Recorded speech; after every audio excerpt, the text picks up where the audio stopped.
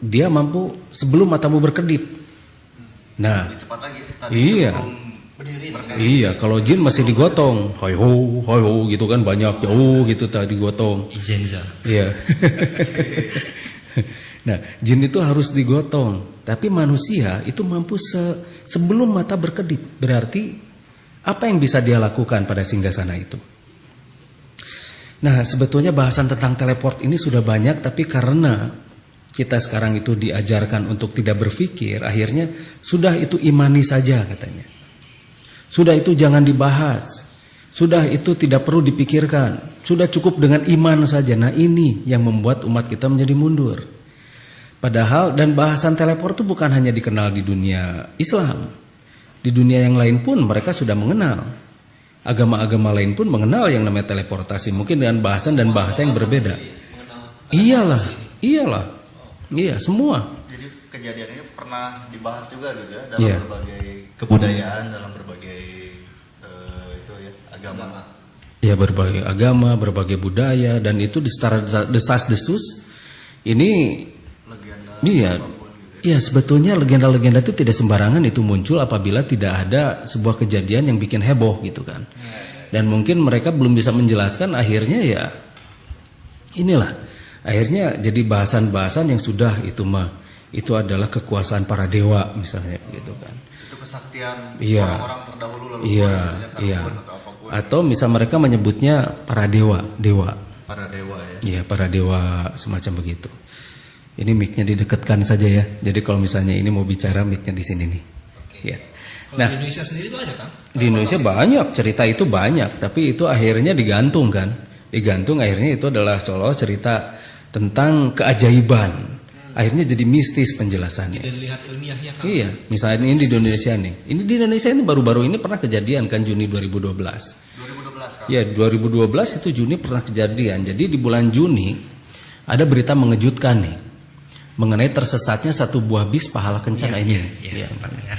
Iya, saya tidak perlu menyebutkan merek bisnya ya. Nah, berpenumpang 33 orang. Nah, ada juga 2 buah truk juga yang itu dari merek ini tertentu lah. Tronton pengangkut semen milik PT ini. PT tertentu. Iya, PT tertentu. Dan tiba-tiba muncul di Gresik, di hutan Jati, Gadogan, daerah Bogan, desa Kedung Bacin, Kecamatan Todanan, Blora, Jawa Tengah. Nah, hal yang janggal adalah lokasi ditemukannya konvoi kendaraan ini adalah jauh di tengah hutan. Di antara rimbunnya pepohonan jati di lahan hutan perhutani, dengan akses jalan masuk rusak parah dan memiliki lebar hanya sekitar 1,5 meter. Serta di sekitar tempat kejadian atau di TKP tidak ditemukan jejak ban kendaraan keluar masuk TKP. Nah, ini. Jadi tiba-tiba ada di hutan gitu kan? Iya. Bus dan truk tersebut. Iya, kata orang Sunda mah jojol mecenghul saja gitu kan. Iya. Ujuk-ujuk pecenghul, tiba-tiba jol, tiba-tiba lol gitu kan. Itu bisa masuk itu gimana? Nah, Report itu. ceritanya belum habis nih. Oke. Nah, ini. Kami siap menyimak. Iya. Menurut keterangan saksi, hal yang terakhir mereka ingat adalah jadi kalau kata saksi sih ketika sedang melaju di jalanan mulus lebar berpapasan dengan beca gitu kan, ada kendaraan umum, supermarket, kota, dan berhenti di sebuah persimpangan dan lampu lalu lintas yang terus menyala merah. Jadi lampunya itu merah aja terus. Oh, nggak berubah ya? Iya, terus merahnya itu nggak berhenti-berhenti. Nah, ini yang aneh gitu kan, merah terus itu kan bisa aja konslet. Tapi bisa jadi itu adalah mulai terjadinya delay waktu. Deketin dong mic-nya. Jauh tuh mic-nya. Deketin dong mic-nya. Ya, mungkin karena terpesona jadinya mikir mic-nya beki jauh. Jadi, nah ini menyimak cerita jadi tidak menyimak mic akhirnya. Nah, ini adapun saksi lain mengaku terakhir kali berada dalam perjalanan mendaki sebuah tanjakan curam. Jadi bisnya itu lagi naik katanya ya. Nah, ini kenapa bisa berbeda nih? Kenapa memori mereka yang ada di dalam bus itu bisa berbeda? Ini masalah. Berarti ada jeda, ada delay, benar-benar ada jeda ruang dan waktu di sini tuh. Iya. Nah, lalu busnya mundur, kehilangan tenaga dan mundur. Lalu terdengar suara benturan keras dan mendadak mesin mati dan semua gelap. Biar, gelap, gitu kan. Iya, ada blackout. Nah, ada blackout. Nah, saat kernet turun untuk memeriksa, ternyata mereka sudah tidak berada lagi di jalan tanjakan. Namun di tengah hutan jati pada dini hari sekitar pukul 2.30 kalau atau 2.30 ya. 2.30 waktu Indonesia bagian barat. Ini WIB. Bukan WITA atau bukan WIT waktu Indonesia bagian timur. Ini WIB waktu Indonesia barat. Nah, pagi harinya korban berhasil mencapai pemukiman terdekat. Jadi orang-orang itu nyari kan gitu. Ini kita ada di mana? Dari 2.30 iya. sampai pagi-pagi ya. Iya, where am I gitu kan. Oh, di mana aku? Apa yang terjadi? Kan begitu pertanyaan standar orang pingsan tuh. Bukan UMI Kang ya. Bukan. Kekecian, Kang. Jika nama pertanyaan who am I gitu. Akibat benturan kali kan. benturan energi di sana. Dan polisi yang dikirimkan untuk meninjau lokasi baru berhasil sampai ke tempat kejadian pada sekitar siang hari karena rusaknya medan jalan. Jadi jalannya juga ancur-ancuran. Polisi baru bisa nyampe itu siangnya kan. Nah, konvoi kendaraan ini sendiri baru bisa dievakuasi pada hari yang sama di sore hari. Untuk mengeluarkan konvoi kendaraan ini sendiri, tim evakuasi harus menebang beberapa pohon dan menguruk sawah karena jalan masuk yang tersedia tidak bisa dilalui kendaraan-kendaraan besar. Ini dalam kondisi normal. Jadi memang tidak bisa kendaraan besar lewat jalan itu. Tidak ada akses ke lokasi. Tidak ada. Dan tidak ada telapak itu ban. Jejak ban itu. Jejak ban itu tidak ada. Ya mungkin kalau motor itu ya mungkin ojek itu mungkin bisa lewat di sana gitu kan. Tapi kalau kendaraan besar itu lebar jalan itu 1,5 meter, lalu kendaraan besar itu ya sulit, apalagi ini bis dan truk tronton lagi kan. Nah tiba-tiba ada di sana dan tidak ada jejak bannya. How come? Dan sekretaris desa sekdes ya di sana menceritakan malam lalu sebuah PO bus ternama, ini udah cerita itu diceritakan oleh sekdes Jarwin ya di sana. Nah itu laporan-laporan ada nomor polisinya dan sebagainya juga lengkap di sini yang tidak perlu saya sebutkan di sini. Nah ini mereka juga heran gitu kan, kenapa bisa sampai seperti ini? Nah Jarwi menambahkan, ini sekdesnya bernama itu menambahkan dari cerita yang berkembang di masyarakat sebelum nyasar ke Kedung Bacin, awak bus seolah melewati jalan pantura yang jalannya sangat lebar, lampu kota juga terang benderang. Kata awak bus dalam perjalanan juga berpapasan dan beca mobil lain. Ini kan sesuai cerita sebelumnya. Nah, tahu-tahu truk tronton berikut terperosok di gorong-gorong. Nah, ini kejadiannya Jumat tanggal 22 Juni. Dini hari menjelang subuh. Kendaraan bus baru bisa dievakuasi Jumat malam sekitar ya 22 ketambah sekdes itu. Nah, ini kejadian. Meskipun ini banyak yang tidak percaya, tapi ya yang jelas masyarakat kita membahas ini itu sering jadi mistis. Itu mah dibantu jin katanya. Itu diculik jin dan sebagainya. Padahal jin tidak bisa ngilang-ngilangin seperti itu. Tidak bisa kan? Tidak bisa kecuali kalau jinnya itu sudah bekerja sama dengan manusia. Tapi yang jelas tidak begitu caranya juga begitu loh. Caranya tidak begitu juga. Beda kalau misalnya makhluk-makhluk astral mereka bekerja sama itu berbeda seperti singgasana Ratu Bilqis kan. Yang diambil itu mesti digotong dan orang-orang pasti ngerti ketika bisnya itu melayang, ketika bisnya itu mendarat, itu pasti tahu lah. Karena itu dalam perjalanan seolah-olah itu diterbangkan dan digotong begitu kan. Tapi ini tiba-tiba dalam sekejap langsung berpindah tempat. Iya. Dan memang mereka mungkin ada delay di sana. Nah, ini time and space, ini ruang dan waktu dan ruang ini itu benar-benar misteri. Karena memang ada beberapa penelitian, terutama berdasarkan Einstein atau Stephen Hawking dan sebagainya.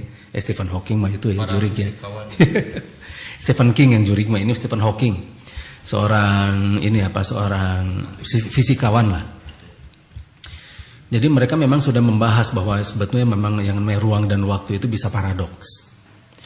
Dan sebetulnya apabila kita bahas dalam kitab suci kita, kalau di Al-Quran itu dibahas tentang yang namanya wasama izzatil hubuk dan langit yang memiliki jalan-jalan. Nah bagaimana ketika Rasulullah itu diteleportkan dari Masjidil Haram ke Masjidil Aqsa. Itu diperjalankan. Bagaimana itu teknisnya? Apa yang ada di sana? Apa yang ada di Masjidil Haram? Apa yang ada di Masjidil Aqsa sehingga memungkinkan seseorang untuk bisa melompat dan melontar dengan kecepatan yang sangat luar biasa seperti itu. Diteleportkan itu Kang ya, bukan sengaja. Nah itu dia, bagaimana teknisnya. Nah sekarang kita akan coba bahas apakah ada beberapa teknis ketika teleport itu terjadi, begitu kan? Apakah lampu mati dulu gitu kan? Harus merah lampu gitu. Iya, harus biarpet tiba-tiba hilang begitu kan. Nah, apakah apakah ada sesuatu yang lain, misal tiba-tiba melihat cahaya putih lalu tiba-tiba pak menghilang juga.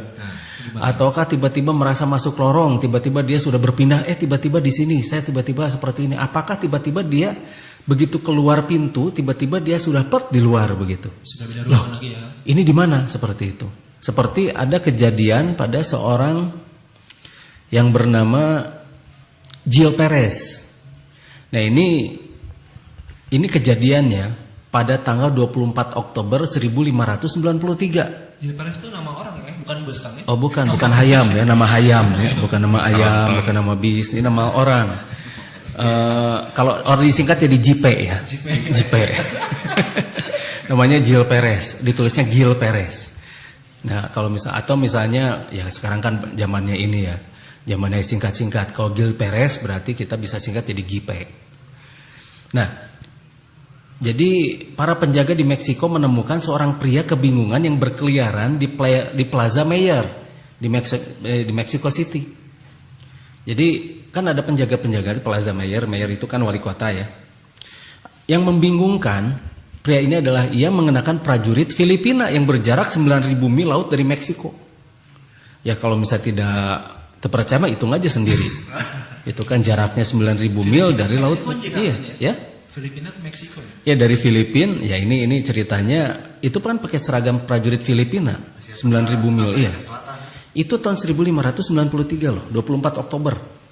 Nah pria itu bernama Gil Perez dan dia tidak tahu bagaimana ia bisa sampai di tempat itu. Kasihannya. Iya. Nah ini jadi ini ceritanya itu kan kisah ini tidak bisa dipercaya karena catatan mengenainya baru muncul pada abad ke-17. Jadi dia bisa muncul ke sana, sedangkan ini Gil Perez ini peristiwa itu muncul di Meksiko lagi. Nah ini ceritanya nih. Ini ceritanya dia nih Gil Perez ini. Jadi tiba-tiba muncul. Iya. Saat itu Perez mengenakan seragam ini nih Palacio del Gobernador. Jadi prajurit penggal istana gubernur di Filipina. Waktu itu Filipina kan di bawah kekuasaan Spanyol. Ya Spanyol, bukan Sparonyolong ya, Spanyol. Ya. Filipina berada di bawah kekuasaan Spanyol dan Perez adalah prajurit Spanyol yang ditugaskan di wilayah itu. Nah pertanyaannya kenapa dia bisa tiba-tiba muncul di sini? Nah ini pengakuan kata Gil Pereznya ini ya, kata Gil Perez, bisa Gil atau bisa dibaca Gil itu terserah lah. Nama saya Gil Perez katanya. Atau disingkat jadi GP. Soal mengapa saya berdiri di sini adalah karena saya sedang menjalankan perintah yang diberikan kepada saya. Pagi ini saya diperintahkan untuk berjaga-jaga di muka pintu istana gubernur di Manila. Tetapi saya tahu persis kalau tempat ini bukan istana gubernur dan sepertinya saya tidak sedang berada di Manila. Saya tidak tahu mengapa dan bagaimana saya bisa berada di sini. Begitu kan dia sendiri kebingungan. Jadi teleportasi ya banyaknya nggak sadar mungkin tanpa disadari. Nah kenapa begitu? Kenapa mereka seolah-olah tiba-tiba dipindahkan begitu saja? Menurutnya saat itu ia sedang bertugas di istana gubernur Filipina, lalu ia merasa pusing dan hampir pingsan. Kelayang, kemudian dia bersandar di dinding sejenak dan menutup matanya. Ketika ia membuka matanya kembali, seluruh pemandangan di hadapannya telah berubah. Sekarang ia berada di Mexico City. Atau mungkin dulu orang-orang menyebutnya Mexico gitu kan. Nah Perez mengakui bahwa kalau ia tidak mengerti mengapa ia bisa berpindah tempat. Tiba-tiba dia pindah saja ke sana. Ia juga menceritakan kalau malam hari sebelum ia muncul di Meksiko, gubernur Filipina Gomez Perez Dasmarinas telah dibunuh oleh para pembajak Cina di Maluku. Ketika diberitahu kalau ia berada di Meksiko, Perez menolak untuk percaya karena pada tanggal 23 Oktober ia masih berada di Manila dan mendapat perintah untuk bertugas. Karenanya mustahil ia bisa berada di sebuah tempat sangat jauh jaraknya dalam satu hari. Otoritas Meksiko yang mengetahui peristiwa aneh ini segera memasukkan Perez ke penjara karena menganggapnya sebagai desertir. dan melakukan praktek penyembahan setan, begitu kan? Nah, itu. sedikit setan. Iya, syaitonir rojim. Iya, Perez menolak anggapan kalau ia adalah penyembah setan. Menurutnya ia telah berpindah tempat dari Filipina ke Meksiko dengan suatu cara yang tidak dapat dimengertinya. Karena tidak mendapatkan kesalahan apapun pada dirinya, Perez dibiarkan di dalam penjara selama 2 bulan. Nah, sampai saat itu tidak ada yang mempercayai Perez, sehingga sebuah kapal dagang Spanyol tiba di Meksiko 2 bulan setelah Perez di penjara. Kasihan. Iya, nggak apa-apa dikasih makan kok. Ya, nggak usah kasihan ya, karena itu dibiayai oleh Meksiko dan dia dikasih makan. Itu enak, itu nggak usah ngapa-ngapain di penjara, dia juga, Kang, ya? kos gratis itu. Berminat Kang Lutfi? Berminat itu tuh. Oh, jangan deh.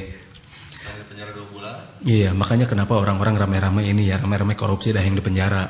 Oh gitu. Iya, soalnya penjara enak kan, mewah penjara kita, terutama penjara koruptor kan mewah ya.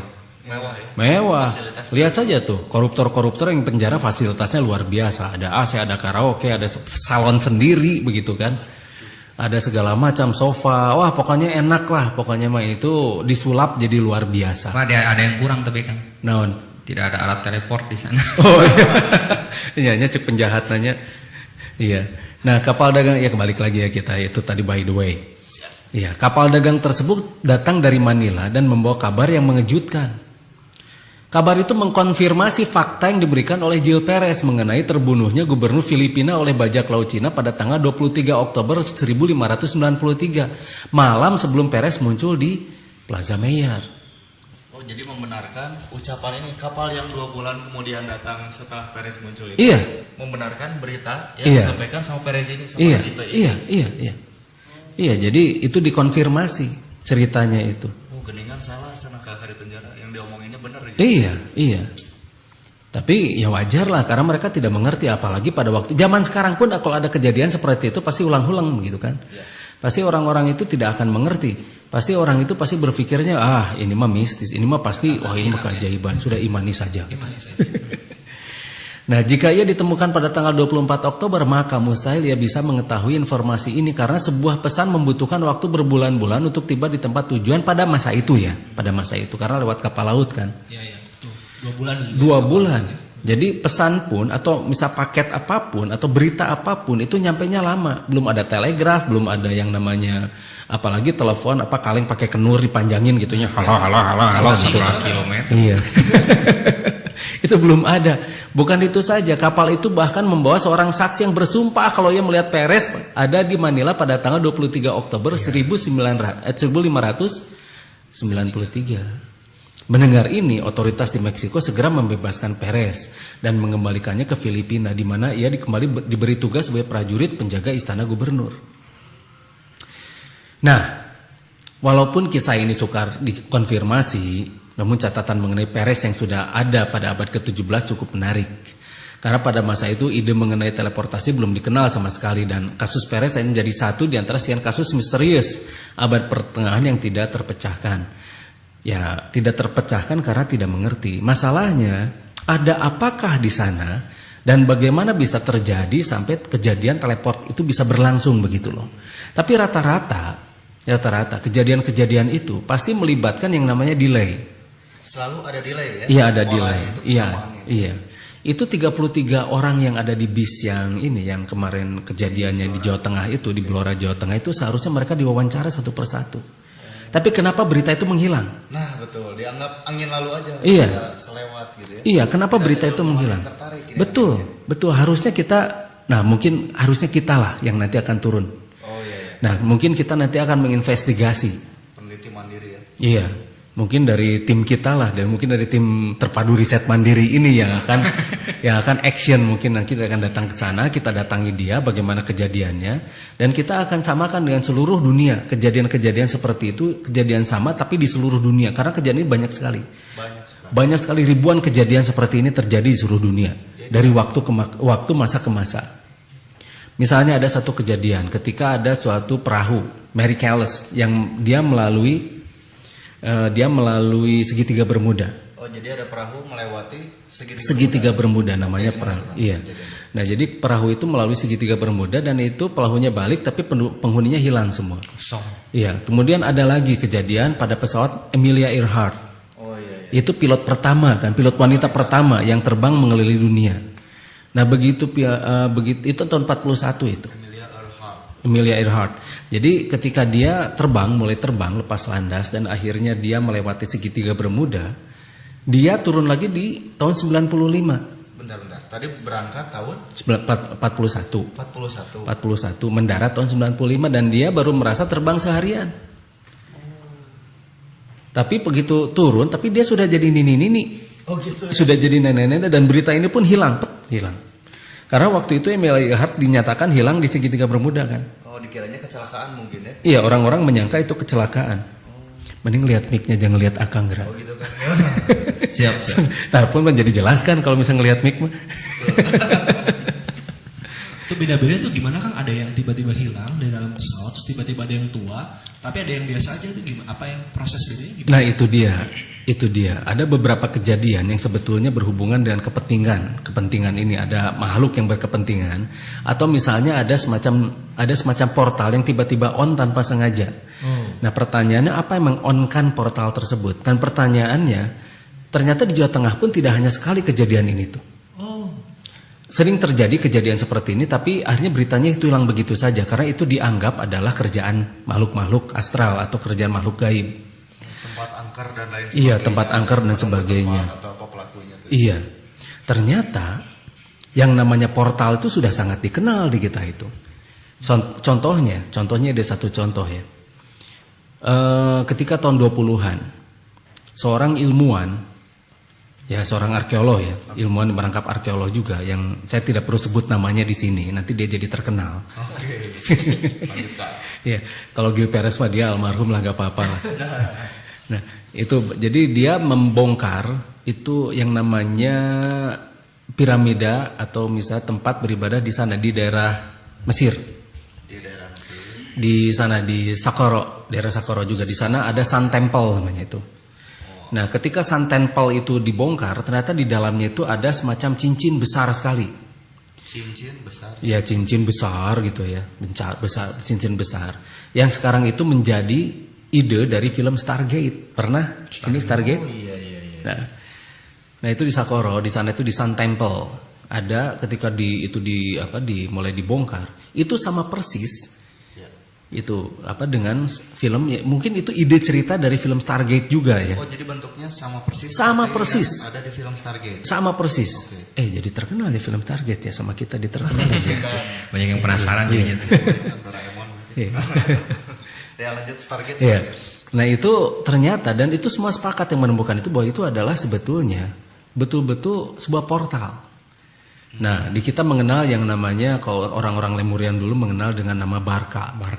Barca itu adalah portal antar ruang dan waktu. Bagaimana kita bisa menembus antar ruang dan waktu.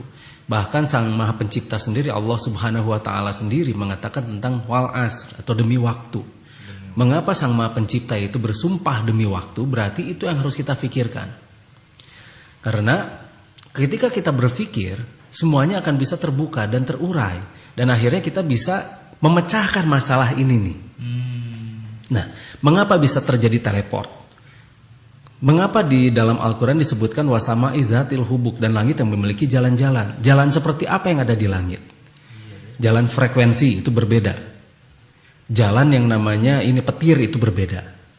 Nah, ini masalahnya. Jalan ketika manusia itu mampu menembus antar ruang dan waktu. Dan itu sebetulnya sudah dikenal. Dan itu sebetulnya sudah bisa dibuat alat seperti itu. Karena pada masa lalu itu dikenal dengan namanya perpindahan antara ruang dan waktu. Bahkan banyak cerita juga kan. Misalnya ada ajengan itu yang pada hari Jumat dia di Mekah katanya. Oh, iya.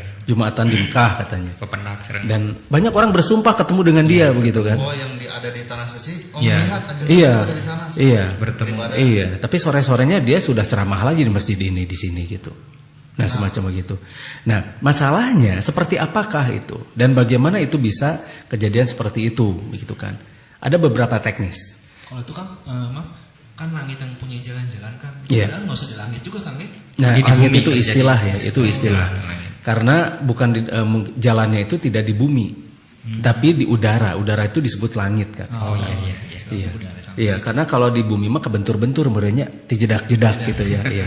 Terjedaki dia. Nah, jalan di langit seperti apa? Apakah itu melalui udara ataukah dia melalui sebuah portal begitu kan? Nah, kalau misalnya melalui udara malila atunya lama gitu kan. Sekarang misalnya kita ke Bali saja, dari Bandung ke Bali itu sejam lebih gitu kan. Nah, ini bisa dalam waktu hitungan di bawah, hitungannya detik gitu kan. Dia bisa berpindah dengan kecepatan yang sangat luar biasa super begitu kan. Sekedip mata teh Kang ya. Iya. Sebelum matamu berkedip. Nah, bagaimana teknisnya? Bagaimana itu rahasianya? Ternyata itu ada beberapa cara. Gimana Kang? Satu, orang itu harus bisa membuka portal agar mampu menembus yang namanya lubang cacing atau wormhole. Harus bisa membuka portal. Harus bisa membuka portal sehingga dia bisa membuat yang namanya lubang cacing atau wormhole. Oke. Nah, lubang cacing itulah yang bisa men-shortcut atau menjadi ini ya jalan pintas antara satu tempat dengan tempat lain. Contohnya, ini kita di La Graven di Bima Sakti. Ketika kita ingin pindah ke Andromeda, itu kan perlu waktu berapa tahun cahaya kan, misalnya berapa juta tahun, ribu tahun cahaya atau juta tahun cahaya, whatever lah itu ya. Dengan teknologi saat Iya, kita belum bicara soal ground nih. Boleh. Kita belum bicara tentang hal-hal yang jauh lebih cepat dari cahaya. Nah, itu acuannya cahaya, tahun cahaya. Tapi bisa ditempuh dalam waktu sepersekian detik. Ketika Rasulullah dari Masjidil Aqsa ke Sidratul Muntaha, itu ditempuhnya dalam waktu berapa, begitu kan? Nah, ini dia. Nah, berarti kita harus bisa, pertama kita harus bisa membuka portal. Portal. Kunci Kang ya. Nah, kuncinya itu energi. Oke. Nah, energi. Bagaimana? Tapi apa yang menjadi sarana untuk pembukaan energi tersebut, begitu kan? Misalnya apa yang ada di bawah Masjidil Haram? Nah, apa itu Kang? Apa yang ada di bawah Masjidil Aqsa? Kenapa sekarang orang-orang Israel, orang-orang Menggali. Yahudi ingin menggali Masjidil Aqsa? Iya, ingin menguasai. Iya, ada apa sih di bawah Masjidil Aqsa itu sampai sekarang mereka tuh menggali terus? Ngarian naon gitu. Iya, mencari apa mereka di bawah, dan katanya itu adalah Solomon Temple katanya. Iya, iya. Solomon Temple, iya. Iya.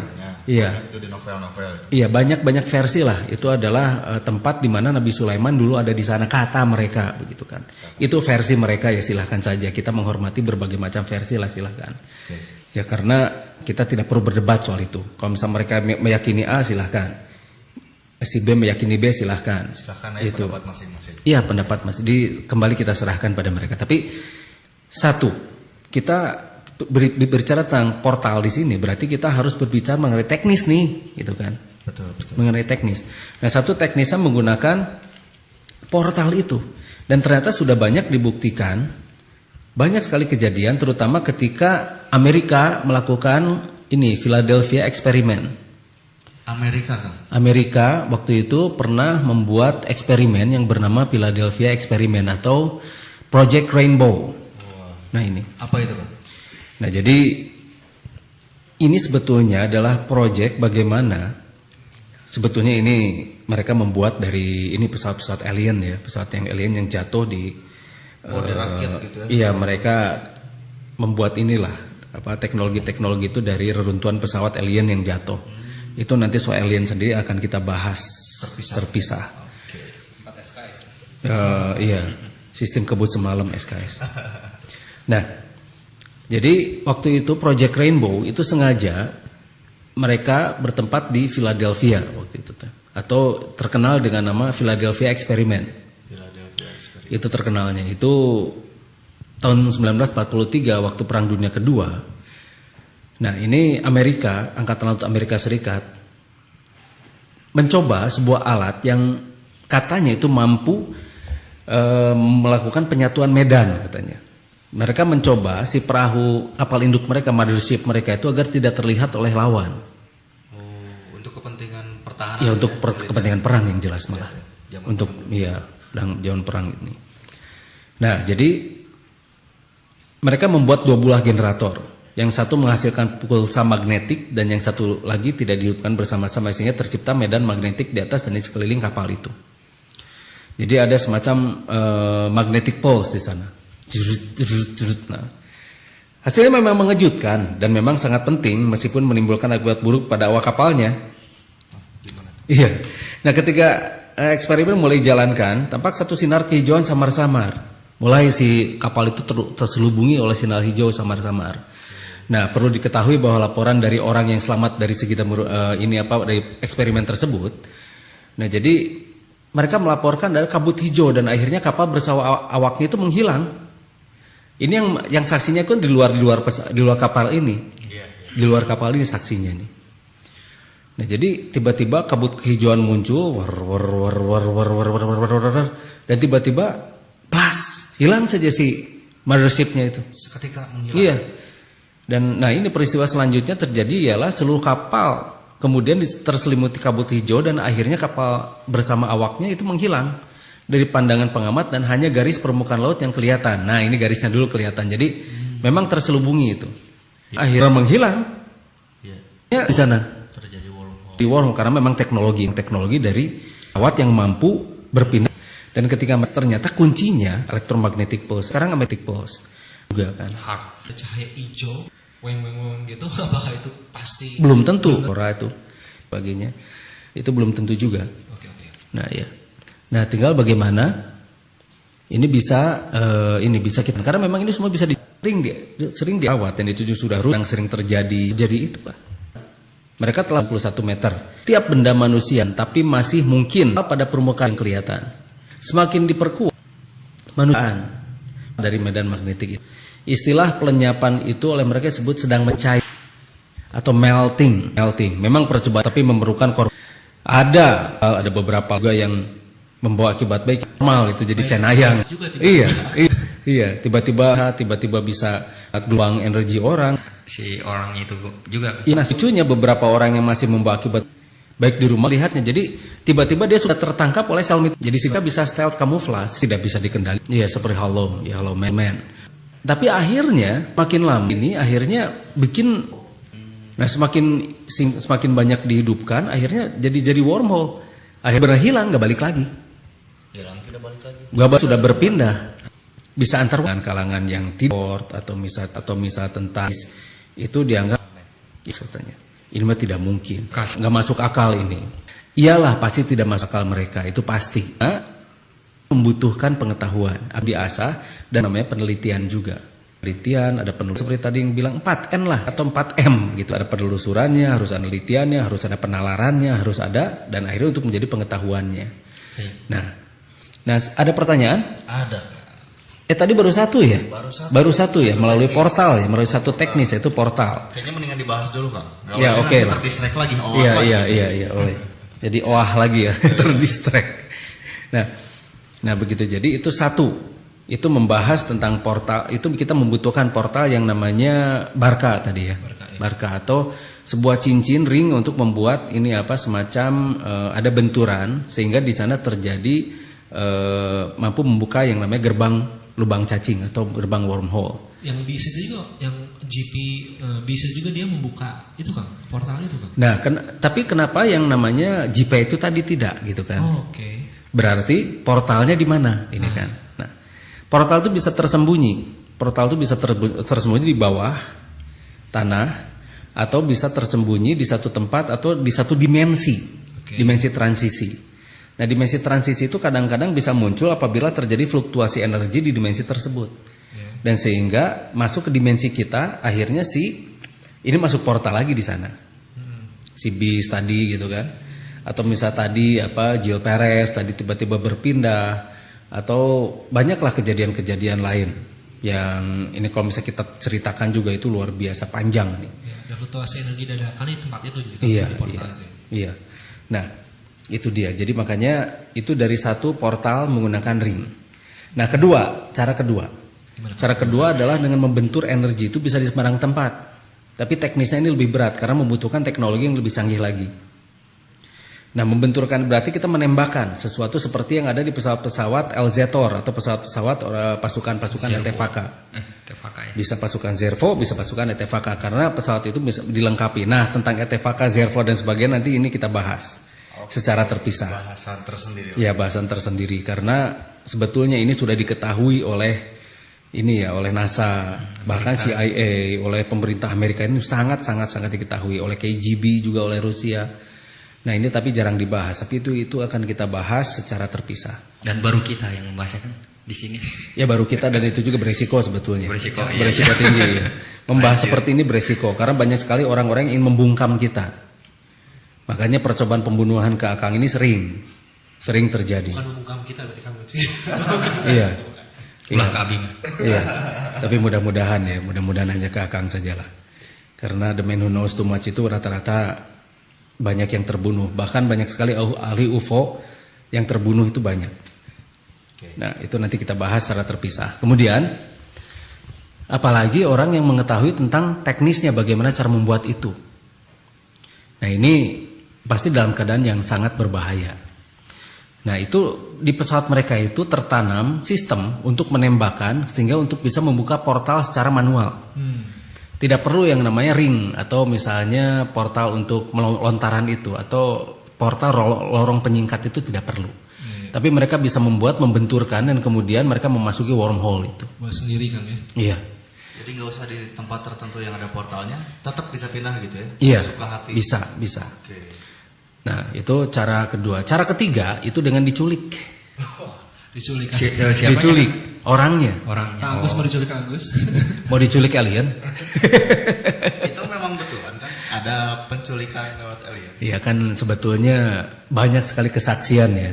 Iya. Nanti kan itu alien abduction juga akan kita bahas secara terpisah. Secara terpisah. Secara terlalu banyak terpisah. ya, Kang, ya. Karena Biar panjang. kita- Bahasan kita itu tidak akan ada habis-habisnya ya. Tidak habis-habis. Ini bisa kemana-mana. Karena bagaimanapun juga ini fenomena ada. Iya. Ini ada. Dan kejadian ini ada. Hanya karena orang-orang belum bisa menjawab. Dan mungkin kita akan bahas di sini dan kita akan jawab begitu ya. Oke. Kita akan jawab dan teknisnya seperti apa. Nah ini yang akan kita sebarkan ke orang-orang begitu kan, ke panarunga semua. Jadi tadi saya lupa membahas menyapa panarunga semua bahwa ini sebetulnya yang kita bahas ini bukan ngalor ngidul tapi tersistematis, meskipun sepertinya ngalor ngidul. Tapi bahasan kita ini adalah bahasan-bahasan yang dimusuhi oleh mereka yang tidak ingin orang-orang itu menjadi mengetahui. Menjadi berpikir. Iya, menjadi berpikir dan akhirnya apalagi mereka bisa membuat alat-alat yang sebetulnya masih terlarang oleh mereka. Apalagi ketika kita membahas tentang Gunung Padang, mereka itu mengatakan bahwa itu adalah forbidden archaeology. Itu adalah arkeologi yang terlarang oleh mereka. Karena tidak boleh dibahas dan tidak boleh orang mengetahui. Dan sampai sekarang itu disumputkan, kata orang Sunda, atau disembunyikan. Karena takut ya terbongkar leluhur kita tuh luar biasa. Iya. Dan takut pula tesis mereka terbukti salah, begitu kan. Nah, itu tiga ya. Tiga. Yang ketiga diculik kan ya. Penculik. Abduction. Mereka diculik kemudian disimpan lagi. Oke. Nah, masalahnya ketika diculik pada masa ini, kemudian bisa dipindahkan juga beberapa detik setelah itu kan. Cuma bisa disimpan di mana saja. Diambil lalu disimpan di mana saja, bisa saja itu kan. Tapi setelah diutak-atik biasanya orang. Wah, motif penculikannya apa Motif sih, Bang? penculikan itu eksperimen. Waduh, Dulu. kasihan. Eksperimen. Manusia percobaan. Iya. jadi eksperimen. Iya. Kita mencoba ke kelinci gitu ya, ke tikus. Gitu. Iya. Kita dicoba oleh mereka. Iya, karena begitulah makhluk ya. Biasanya makhluk lain adalah korban dari makhluk yang lain. Ya contohnya lah, kita memelihara ayam. Ayam itu jadi konsumsi oleh kita. Ayam itu atau misalnya kelinci itu jadi percobaan kita dan sebagainya. Sama kita juga percobaan dari makhluk-makhluk cerdas lain, begitu kan. Iya. Dan sebetulnya Sang Maha Pencipta itu disujud pada mereka itu, walillahi yasjudu man fis samawati wal ard kan. Jadi Mereka bersujud kepada Sang Pencipta. iya, Sang Pencipta, makanya di sana disebut mang kan, ada mangnya. Jadi orang. Ada satu tafsir yang mengatakan tentang itu, tapi akhirnya tafsiran itu dihilangkan. Ya, disembunyikan lagi Kang. Iya, tapi di pendahuluannya masih tetap ada sampai sekarang. Saya abadikan itu. Kang, maaf ya, tadi kan diculik alien kan, bukannya ada perjanjian nggak boleh kan, terus campur. Iya, tapi kan sembunyi-sembunyi lalu kemudian dihukum. Nah itu makanya nanti khusus kita akan bahas di ETFK. Iya. Session khusus. Iya, di session khusus tentang ETFK. Tunggu saja. Iya. Dan biasanya setelah kita selesai siaran, itu siaran kita itu sudah ada di website yang menjelek-jelekan kita. Antusiasnya tinggi mereka ya. Iya. Luar biasa. Iya, bagaimana caranya biar kita ini tidak dipercaya. Tapi ternyata kita makin dipercaya. Kelompok kita itu makin membesar loh, makin terus membesar karena ini menggedor alam bawah sadar mereka ini. Dan kalau misalnya mereka tidak percaya, mengapa mereka membahas kita habis-habisan begitu loh? Betul ya. Iya. Ya kalau tidak percaya pasti cuek. Iya, anggap aja ngenalur. Iya. Kalau ceritanya Iya. menghayal ya udah aja hayal. Iya, gitu. sudah Tidak selesai perlu begitu kan. diperdalam. Iya. Ada cai ngocor ya? Betul. Di mana cai ngocor? Oh. Ya Dari sudah. langit ke bumi. Ya, tidak apa-apa. Itu adalah suara cai ngocor. Sudah, suara air ini apa? Ngocor, udahlah susah terjemahkan. Ngocor pokoknya mah. Mengalir tapi ngocor gitu karena tapi Nah, contohnya novel Arkitirema saja itu kan novel. Betul. Tapi kenapa yang ributnya itu yang lain begitu loh? Iya. Iya, berarti dia percaya kan? Iya. Percaya bahwa novel itu benar. Sedangkan orang-orang yang bacanya sendiri cuek-cuek saja. Iya sih. Kenapa mereka mempermasalahkan novel Arkitirema? Mengangkat-angkat, Iya, diangkat, dipermasalahkan, dipromosikan, dijelek-jelekan dan sebagainya. Berarti dia sangat percaya pada novel itu. Oh, begitu ya. Dan laris ya. Iya, lihat saja secara psikologis lah. Secara psikologis berarti dia sangat percaya bahwa novel itu benar. Sedangkan yang lain mah cuek-cuek aja kok. Iya. Ribuan pembaca novel itu juga cuek-cuek saja. Itu novel kok. Iya. Apa bedanya dengan Harry Potter misalnya? Ghostbusters. Iya, yang lain gitu kan. Kok tidak dibahas? Kok kenapa membahasnya cuma yang saya? Berarti dia percaya pada novel saya. Begitu kan ya? Iya, itu psikologis. Dari psikologis itu kelihatan banget kok. Orang-orang pasti melihat itu. Makanya orang-orang sekarang melihat betapa konyolnya mereka begitu kan. Betapa kasihannya mereka. Mereka itu sedang membongkar dirinya sendiri. Kekonyolannya sendiri itu sedang dibongkar. Aduh. Nah, ini yang saya kasihan ke mereka itu. Makanya saya tidak pernah membalas apa yang mereka lakukan karena saya kasihan ke mereka itu. Saya memaklumi mereka. Kalau memaklumi ya sudahlah begitu kan. Seperti kita memaklumi ayam begitu kan. Seperti kita memaklumi hal-hal yang sebenarnya harus benar-benar kita maklumi. Nah, 3 yang baru kita bahas ya. Tapi sebelum kita membahas ke teknis yang lain, coba ada pertanyaan nggak? Kasihan nih, sudah banyak nih. Iya, sudah numpuk nih pertanyaan. Ya, sudah numpuk sebentar. Dari Panarunga. Numpuknya. Assalamualaikum warahmatullahi wabarakatuh. Waalaikumsalam. Dengan Kang Asep Amin dari Cianjur. Iya. Samprazan akang-akang. Rampiaza. Mau tanya Kang, saya sering mengalami kejadian. Kalau kejadian itu pernah ada di pikiran saya. Iya. Apakah itu time travel atau delay waktu pemikiran aja? Mohon penjelasan. Jadi sepertinya sudah melihat kejadian di masa datang gitu. Nah, begini. Ini kan kejadiannya subjektif nih. Nah, ya. Ya, jadi tiap orang gitu kan mungkin bisa seperti itu. Contohnya salah satu contoh dari déjà vu. Nah, déjà vu itu ini. Jadi ketika kita mimpi sesuatu, tiba-tiba mimpi ini kejadian gitu ya. Dan orang normal biasanya sering pernah itu kejadian itu. Kayaknya pernah melihat ini. Nah, Pernah. ini pernah kejadian deh ini. Saya pernah ke tempat ini deh gitu. Iya. Ini pernah dia di situ, dia duduk di sini, dia ngomong ini. Ini pernah deh saya ngimpiin ini. Kapan ya gitu. Nah, itu kapan gitu kan. Lah, ini déjà vu nih gitu kan. Nah, biasanya orang-orang normal ya, itu pernah seperti itu. Nah, ini wajar dan ini normal. Kenapa Kang? Itu wajar dan itu normal. Nah, ini sebetulnya kejadian ini itu terjadi pada yang namanya otak itu ada kelenjar pituitari. Kelenjar pituitari itu kan bersebelahan dengan kelenjar pineal. Okay. Nah, kalau dua kelenjar itu sedang berfluktuatif, itu biasa suka jadi antena. Oh. Makanya kenapa Nabi Yusuf itu bisa mentakwilkan mimpi ya. Nah, itu dia kenapa. Nah, makanya kenapa Nabi Yusuf bisa mentakwilkan mimpi. Karena Nabi Yusuf tahu persis bahwa otak manusia itu mampu melihat sesuatu dan bisa memprediksi sesuatu. Dan kemudian sesuatu itu bisa diterjemahkan dalam bentuk action. Makanya waktu itu ketika ditanya oleh raja, ini tolong takwilkan. Nah, Nabi Yusuf mentakwilkan dan lalu mengambil tindakan, begitu kan? Ini harus begini karena nanti akan ada paceklik gini. Dan raja percaya. Dan kemudian mengambil tindakan dan benar saja kan? Betul. terjadi paceklik. Nah, kenapa itu pesan itu pada raja? Iya. Berarti karena dia raja dan dia orang istimewa kan. Sudah bisa jadi raja dan dia adalah orang yang istimewa. Meskipun itu keturunan ya. Keturunan. Ya, keturunan orang istimewa biasanya gennya juga lumayan lah. Nah, bisa istimewa. Nah, dan Nabi Yusuf mentakwilkan dengan baik dan benar begitu. Iya. Berarti ada sesuatu. Berarti manusia pun mampu untuk memprediksi sesuatu. Hanya masalahnya bagaimana, how begitu kan? Iya.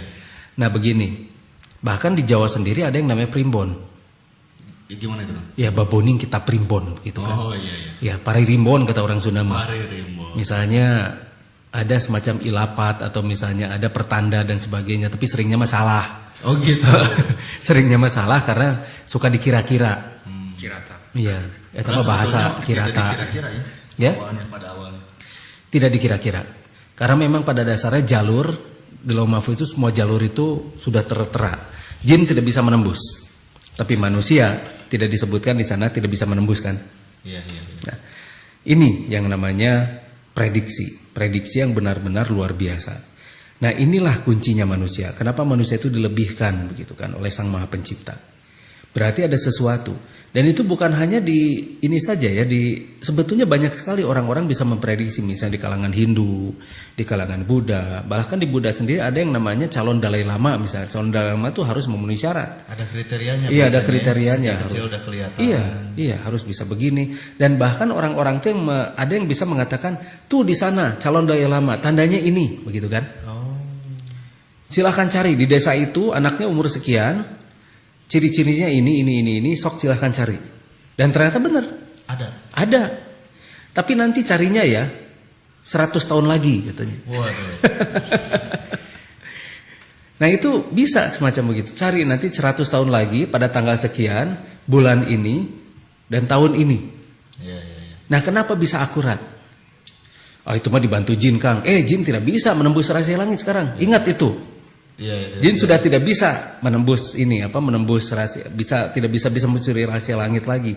Itu sudah bisa, tidak bisa. Tidak bisa. Karena ada panah api itu ya. Iya, diceritakan begitu kan. Jin sudah tidak bisa lagi mencuri rahasia langit. Iya. Tapi kenapa itu masih terus terjadi sampai sekarang? Iya, iya. Sampai sekarang. Dan banyak sekali anak-anak yang sekarang aja ya. Anak-anak banyak yang bilang begini. Atau ada seorang anak bilang ke ibunya, "Bunda, itu tuh orang itu mau mati bunda," katanya gitu. Dan ternyata memang benar kejadian. Ya, ya. Kenapa bisa sampai begitu? Ditanya oleh bundanya. Soalnya sudah ada ini katanya ada bayangan hitam. Terus sudah ada yang ngikutin terus katanya. Nah ini terlepas dari Anda percaya atau tidak, Ya. Panarunga percaya atau tidak, tapi ini kejadian. Ada yang memvonis itu adalah kerjaan jin, ya silahkan saja. Tapi yang jelas jin tidak bisa main-main seperti itu. Karena yang bertugas mencabut nyawa itu adalah malaikat Ijrail, bukan jin. Begitu kan? Kang sebelum ke jin Kang, Ya. kalau yang tadi tentang dejavu nih, misal Ya. Panarunga ataupun yang ada yang dejavu terus sebaiknya, oh ya ini pernah dimimpiin, terus mesti ngapain nih Kang? Ya mesti ngapain? Ya, kalau Nggak maksud- ngapa-ngapain. Ngapa-ngapain. Nggak ngapa-ngapain. Jangan aja sebaik-baiknya gitu. Iya lihat saja, perhatikan sebaik-baiknya, lalu catat tanggal berapa. Kalau bisa seperti itu. Dan itu pasti sering terjadi. Ya. Biasanya pada misal panarunga-panarunga yang suka kejadian di Java seperti ini, itu biasa sering terjadi. Coba dicatat gitu kan. Catat. Ini kan nggak pernah. Iya. Ini pernah. Hup, berhenti. Iya, iya. Nah itu ada pola, biasanya ada pattern, ada pola-polanya. Nah tolong pola itu kalau dicatat, itu polanya itu akan kelihatan. Akan membentuk alur. Nah alurnya itu akan mengarah pada satu kejadian. Biasanya seperti itu. Kalau kejadian buruk itu bisa diantisipasi Kang. Bisa. Misalkan seperti yang dilihat Nabi Yusuf gitu kan. Akan Iya. ada paceklik panjang. Itu buktinya Nabi Yusuf bisa merubah nasib. Iya, iya. Iya, karena Allah tidak akan merubah nasib satu kaum kalau misal kaum itu tidak berusaha kan ya. Oh. Dan karena semuanya sudah seperti jaringan gitu, jaringan-jaringan yang jelimet seperti spider web dan sebagainya di Lauh Mahfuz itu. Nah, semuanya juga ada. Dan kalau misal kita menindaklanjutinya dengan A, jalurnya ya A gitu kan. Iya. Menindaklanjut dengan B, jalurnya ya B. Semuanya itu semua sudah ada semuanya. Dan jaring-jaring itu semua sudah tertera di Lauh Mahfuz itu. Nah, tinggal bagaimana kita merubah nasib kita. Soal takdir mah itu urusan Allah ya. Itu tidak pernah kita bisa mengerti karena itu perkara gaib. Perkara gaib itu perkara yang benar-benar itu hanya urusan Allah saja. Seperti surga, neraka dan sebagainya itu kita tidak pernah tahu. Seperti ruh kita tidak pernah tahu karena itu adalah urusan Sang Maha Pencipta. Tidak dari pengetahuan. Tidak. Malaikat pun mencabut nyawa ya, mencabut jiwa bukan mencabut ruh. Tidak ada pernyataan malaikat itu mencabut ruh, itu tidak ada. Ya, itu mungkin harus ada bahasan lain. Nah, itu nanti itu kita akan bahas lagi tentang tubuh, jiwa dan ruh. Itu nanti kita bahas lagi di bahasan yang lain. Tentang Nah, kita tadi kan, tentang dejavu tadi ya. Kalau ada yang pengen melatih atau gimana gitu. Janganlah ribet. Jangan ribetnya. Gak usah ribet ngelatih di itu tuh. Bisa ada penasaran gitu. Bukan apa-apa, mending mengalir begitu sajalah. Oh, ya kan? Karena semakin kita banyak pengetahuan, semakin kita akan banyak tanggung jawabnya juga. Kumaha Kang Agus? Ketika kan tadi kelenjar pituitari dan pineal terjadi sesuatu ya. Nah itu pemicunya apa Kang? Apakah ada ketika kita misalkan konsumsi narkoba apa? Nah ini kan pasti ada pemicunya kan ya. Pasti ada pemicunya kan si kelenjar itu kedua kelenjar itu ketika aktif gitu pasti beralasan kan atau ada pemicunya apa gitu. Memang biasanya. Memang pemicu itu bisa ada di drugs atau obat. Dan obat itu memang alami. Atau bisa saja dari ada fluktuasi energi di kepala kita, di otak kita. Terutama ketika yang namanya energi itu sedang berfluktuasi ada pemicunya. Misalnya kita dalam keadaan stres misalnya begitu. Atau misalnya ada juga yang lain. Ketika kita memfokuskan energi kita pada kepala kita pada dengan satu sengaja titik. gitu, Iya. tidak terkontrol gitu. Iya. Sebentar. Tumben-tumben ada pesawat lewat. Chemtrail mungkin. Ya. Mungkin ya. Jarang loh pesawat lewat sini. Wah, we've been watch. Nggak kira temannya. Nah, itu bisa saja. Tapi ada sejenis jamur yang memang bisa memicu untuk itu, untuk kita bisa menembus itu. Mengaktifkan kedua Ya, kelenjar. mengaktifkan, ya. Belinya di Mengaktifkan, ya. Belinya di Oh, jangan, itu jamur terlarang. Judulnya jamur terlarang kan. Jamur terlarang. Pada nyari Iya. jamur, kayaknya pada Nanti nyari itu, nanti jamur itu. Tapi sampai sekarang juga masih ada itu. Tapi itu saya jangan membocorkan itu. Nanti soalnya itu ntar jadi edik. Jadi edik. Soalnya enak. Ketika kita mampu menembus itu enak gitu. Semua nyaman. Itu bisa menjadi edik. Bisa menjadi kita itu bisa melihat sesuatu yang tidak dilihat oleh orang lain dan itu menyenangkan. Jangan. Ketagihan. Bikin ketagihan, bikin jadi edik itu ketagihan. Nah, kemudian dengan cara energi sering disalurkan ke kepala itu memang bisa. Tapi itu juga capek ke kitanya, bukan apa-apa karena kita melihat sering sekali diberikan gambaran-gambaran yang ada lebih seringnya itu menyakitkan ya. Karena ya lebih banyaknya itu bukan gambaran-gambaran yang menyenangkan. Karena begitu kita mampu melakukan hal tersebut, begitu kita bertambah tanggung jawab kita. Karena kita harus merubah hal tersebut gitu kan. Ya seperti Nabi Yusuf alaihissalam bisa mentakwilkan mimpi. Berarti dia harus bisa mengantisipasi itu kan ya. Kalau tidak mau, nanti pertanggungjawabannya berat di akhirat. Berarti informasi tadi juga berupa ujian ya buat Iyalah. Nabi Yusuf.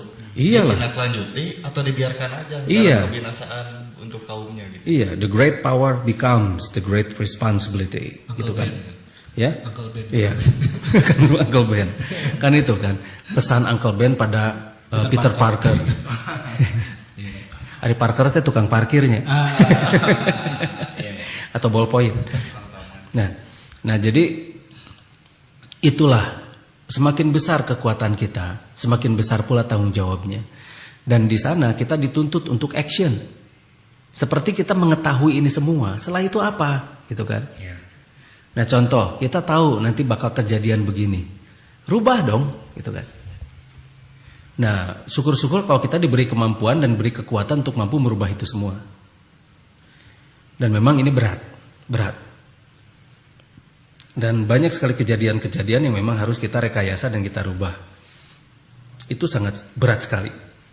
Nah itu gak usah dibahas lah, nanti jadi duku goreng deh kita sekarang. Ada lagi pertanyaan? Oke, ada Ya. penanya berikut, ini lumayan dari jauh. Assalamualaikum warahmatullahi wabarakatuh. Waalaikumsalam Kang warahmatullahi Diki, nama saya Alif dari Balikpapan. Iya. Saya ingin menanyakan, apakah setiap orang bisa melakukan teleport atau hanya orang-orang tertentu saja? Terima kasih atas jawabannya. Jadi kriterianya gimana, Kang? Kriterianya. Ada yang lewat portal, Iya. ada yang benturan energi, ada yang diculik mungkin. Nah, semuanya memenuhi syarat nggak? Nah itu dia syaratnya gimana? Itu dia. Pengen Nah, diculik alien misalkan, iya. syaratnya gimana? Memenuhi syarat diculik alien nggak? Atau memenuhi syarat untuk menembus portal itu nggak? Portalnya ada atau tidak? Begitu kan? Atau misalnya seseorang yang memiliki implan Praglasirta dan dia mampu membuat bikin itu portal sendiri, nah dia punya nggak itu? Nah, tinggal bagaimana kita melihat. Dan memang yang diteleport itu kan bukan pasti manusia ya. Dan manusia-manusia biasa pun yang 2,5% tuh bisa. Bisa. Nah, kalau misalnya ya dia mendapati sesuatu seperti mendapati si portalnya itu di depannya lalu berfungsi, ya bisa saja. Tapi kalau misalnya dengan benturan energi ini beresiko juga. Dia makin tua kan kayak Amelia Earhart itu nggak? Nah itu kan waktu di bawah segitiga bermuda itu kan ada sesuatu di bawah tuh. Di segitiga bermuda itu di bawahnya kan ada piramid-piramid. Iya. Dan kemudian ada cracking juga di bawahnya kan, sehingga sering terjadi ketidakseimbangan di sana tuh. Ada yang namanya benturan energi yang tidak berimbang di sana itu, yang akhirnya membuka itu, yang namanya wormhole. Kadang-kadang kalau misalnya ketika muncul gasnya itu muncul halusinasi di sana itu, seperti melihat putri duyung, seperti melihat apa dan sebagainya, atau Leviathan gitu kan, monster-monster yang aneh dan sebagainya. Kemudian ada lagi hal-hal lain. Di sana tuh banyak misteri sih gitu, karena di sana memang ada portal juga. Di bawah segitiga bermuda itu ada portal juga. Jadi kalau misalnya itu halusinasi Kang ya. bisa itu atau bisa juga beneran. Oh, bisa beneran. Bisa saja yang beneran gitu kan. Banyak kemungkinan ya. Iya, ada kemungkinan. Jadi kalau misalnya ingin melihat atau ingin bukti ya silahkan datang saja ke segitiga bermuda. Nah, silahkan, kalau saya sendiri tidak menyediakan touringnya ya. Jadi silahkan bikin tour sendiri dan silahkan ada datang sendiri ke sana dan kemudian bolak-balik antara Bahama, Miami dan Bermuda di sana. Silahkan bolak-balik di sana dan insya Allah biasanya itu ada kejadian aja.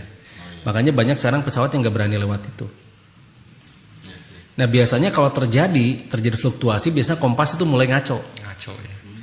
Kompas mulai ngaco, ya. Nah, kompas mulai ngaco, alat-alat navigasi semua ngaco dan akhirnya tiba-tiba pleng hilang.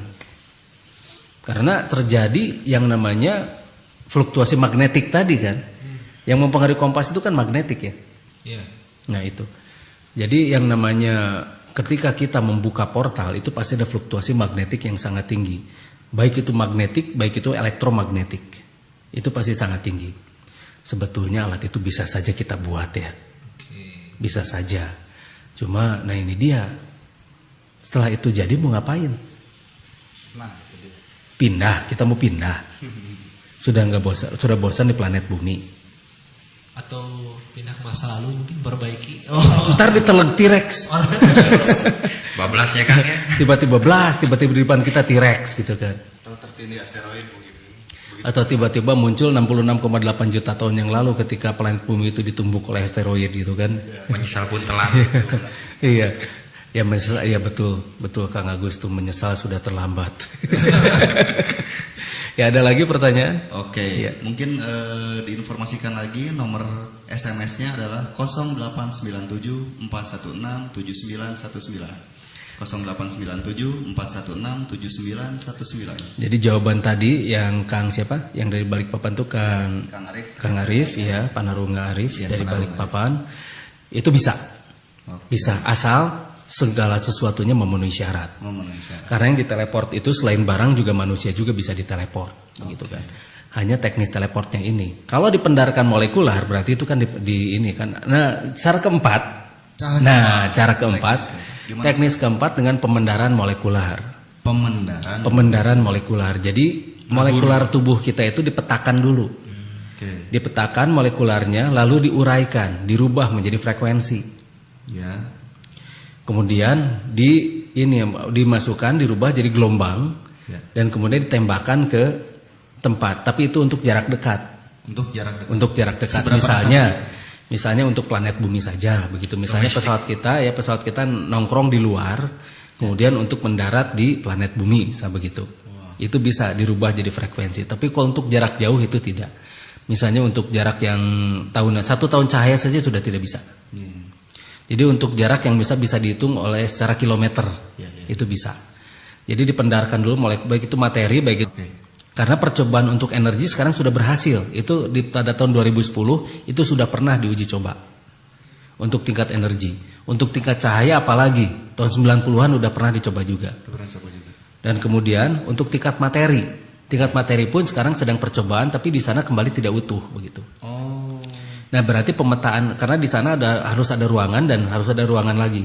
Sebetulnya teleport itu tidak membutuhkan yang namanya ruangan dengan ruangan. Tapi kalau untuk teleport pembenaran molekular ini hanya tinggal kita menembakkan ke tempat tertentu. Dan akhirnya kita bisa diurai kembali menjadi manusia begitu kan. Tapi masih bernyawa kan? Masih bernyawa dan dengan catatan si pemetaan molekularnya itu harus pas. Harus pas. Jangan sampai ya kan. Jangan sampai berubah, apalagi dicampur. Waduh. Iya. Mix, fusion. Iya, fusion. Jadi kepalanya gogok, badannya manusia. Jadi Anubis gitu. Anubis, Anunkra Brodella Istrotev. Nanti itu kita bahas secara khusus lagi. Oke. Nah itu jadi cara keempat itu dengan mengurai materi menjadi energi. Materi, energi, materi. Dan biasanya itu pun bisa dilakukan oleh segolongan jin. Itu bisa dilakukan oleh segolongan jin, namanya marga jin taluh namanya itu. Makanya kita itu ada yang namanya teluh gitu kan. Ilmu teluh. Iya, ilmu teluh itu ada satu golongan jin yang mampu mengurai materi, energi menjadi materi lagi. Tapi dengan catatan si jin itu bekerja sama dengan manusia karena energi manusia yang dipakai untuk modal mengubah materinya. Dan jadi energinya mau punya manusia. Punya manusia dimanfaatkan. Iya, Jadi ya si jin itu butuh energi yang besar. Energi yang besar itu dari sel mitokondria manusia. Berarti energi tubuh manusia lebih besar dari jin. Oh jauh. Cuma kita karena akselerasinya itu dibuat 2,5%. Dan akhirnya si jin yang memanfaatkan itu. Tapi dengan catatan harus ada kerjasama. Itu untuk apa? Memindahkan barang juga? Memindahkan barang, misalnya paku ke dalam tubuh orang gitu. Misalnya jarum, materi, energi dirubah jadi. Iya, materi lagi dimasukkan ke dalam tubuh orang. Makanya itu bisa dilihat pakai ronsen kan. Di ronsen tuh kelihatan pakunya, jarumnya, penitiknya gitu kan. Semuanya bisa kelihatan. Bisa dijelaskan juga ya ternyata fenomena. Bisa. Ya. Makanya kenapa kan ketika manusia itu meminta perlindungan pada jin, si jin itu ditambah kuat kan? Oh, surat al-jin. Iya, tambah sombong. Iya. Jadi tambah sombong, fajaduhum rohakolah tambah kuat, mereka tambah sombong gitu kan. Jadi ya uzuna kan di sana meminta perlindungan. Jadi minta perlindungan, bekerja sama kan dan sebagainya. Jadi kalau minta perlindungan dan begitu mereka sudah kontak dan itu makhluk-makhluk itu dan akhirnya mereka bekerja sama, akhirnya menjadi kuat kan. Dan akhirnya ya itu dia, mereka bisa menteleport. Nah terus kalau untuk memproteksi diri yang pasti ya berdoa kepada Yang Maha Kuasa ya dilindungi. Nah ada lagi yang bisa kita lakukan nggak? Doa itu action loh. Oh gitu ya? Doa itu action, bukan hanya gerenyem-gerenyem baca mantra, bukan. Bukan, doa yang paling baik adalah action, bukan dengan menjampi-jampi. Al-Quran itu bukan jampi. Oh iya. Iya, Al-Quran itu bukan jampi. Nah untuk melindungi diri dari serangan seperti itu. Energi kita harus kuat. Energi kita itu harus kuat. Energi lagi ya. Ya energi lagi, kuncinya jadi energi. Karena ketika kita bersatu dengan Sang Maha Pencipta, itu berarti kita bersatu dengan Sang Maha Pemilik energi kan begitu ya. Nah, kuncinya bukan hanya sekedar kita percaya. Kuncinya bukan hanya sekedar kita yakin, bukan. Tapi kita tahu persis bagaimana ketika kita sujud itu mampu membangkitkan energi yang sangat kuat. Bukan karena lamanya, tapi karena kita benar-benar mengerti, kita mendirikan yang namanya sujud itu. Mendirikan itu berarti kita tahu persis apa yang kita sujudi dan bagaimana tingkah kita, perbuatan kita ketika sujud itu. Nah ini kunci. Jadi banyak sekali orang-orang tidak mengerti ritual yang dia lakukan. Nanti itu kita bahas secara khusus. Ritual. Iya. Panjang PR-nya ya. Iya. Penanya berikut Kak? Ya. Ini sudah ada yang masuk ke 0897416019.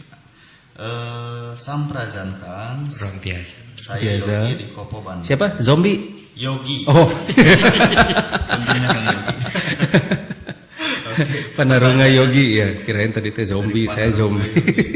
Apakah benar John Titor dan lain-lain para time traveler itu ada? Sekarang beritanya bahkan hilang, yang katanya datang dari masa depan. Nuhun, Kang. Iya, dia datang dari masa depan, terus dia yang hendak mendapatkan sebuah merek tertentu dari komputer kan, dia tahun 87. Ya. Sebetulnya ini banyak ini ada kalau misalnya dia asli time traveler, dia tidak akan membocorkan dirinya. Kalau misalnya dia membocorkan dirinya terus menyebut satu merek tertentu, Ya. berarti itu adalah promosi, seolah-olah bahwa nih merek ini paling baik gitu loh.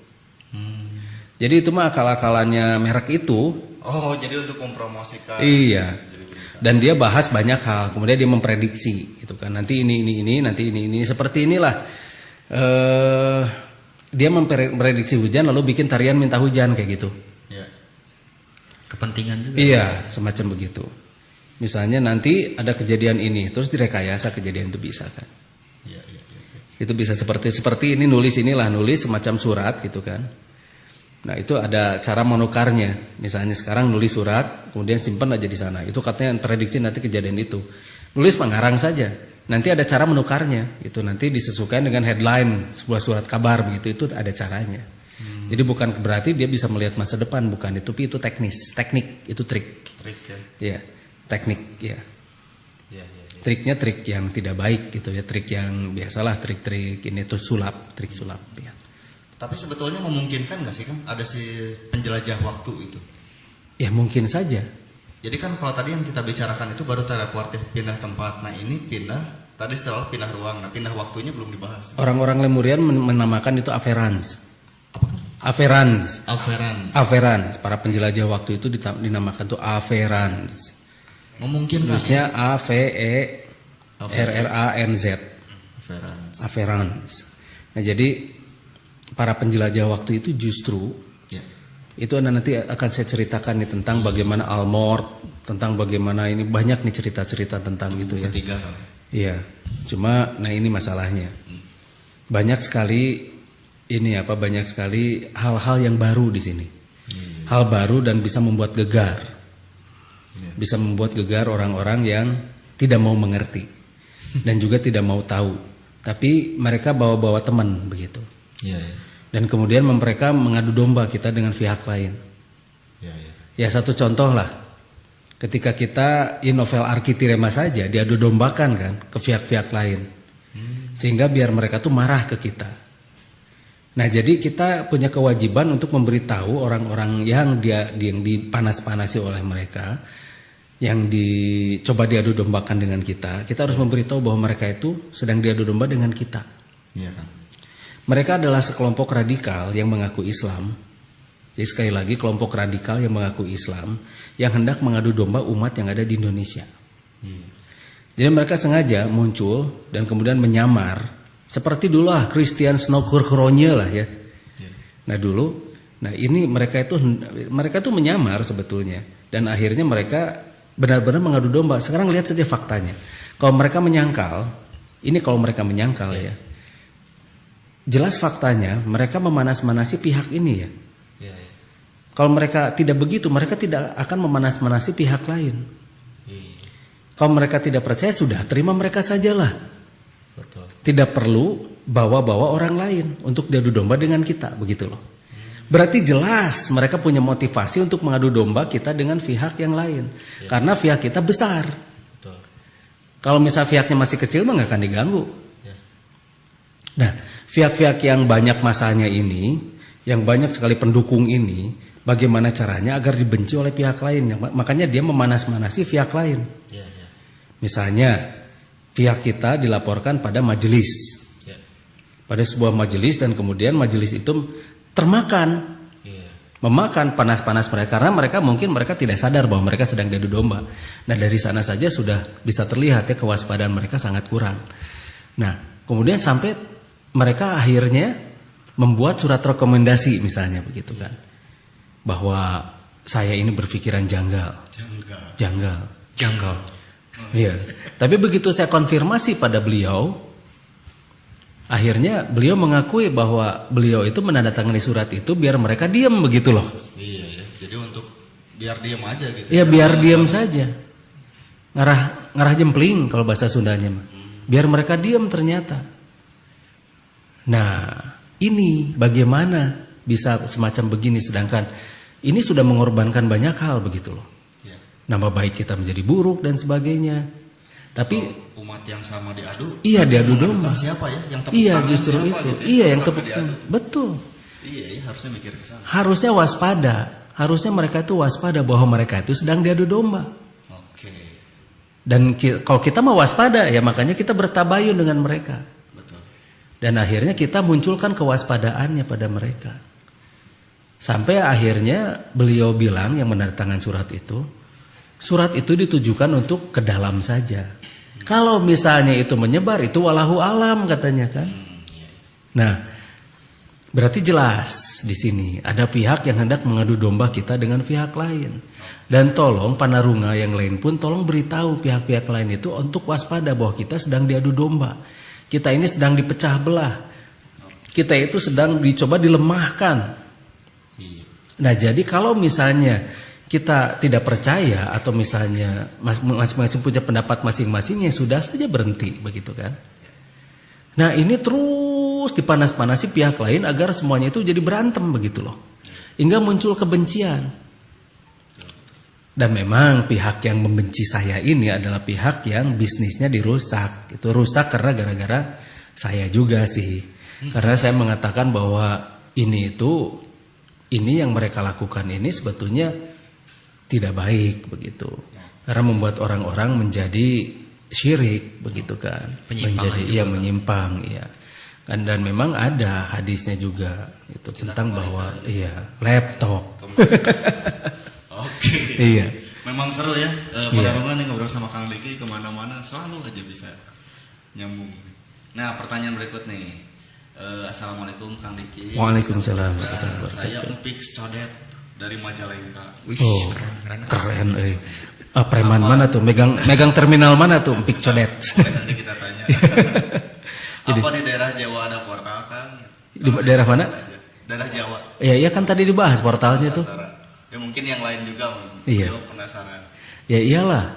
Di Jawa ada buktinya. Tadi di Jawa Tengah tuh yang berpindah. Ya. Yang berpindah tempat dan sebagainya. Kemudian apa? Banyak sekali kejadian-kejadian ada yang tiba-tiba katanya diculik. Yang inilah yang terjadi tentang Sanekala. Apa itu? Jadi anak kecil tiba-tiba hilang dan muncul di batu.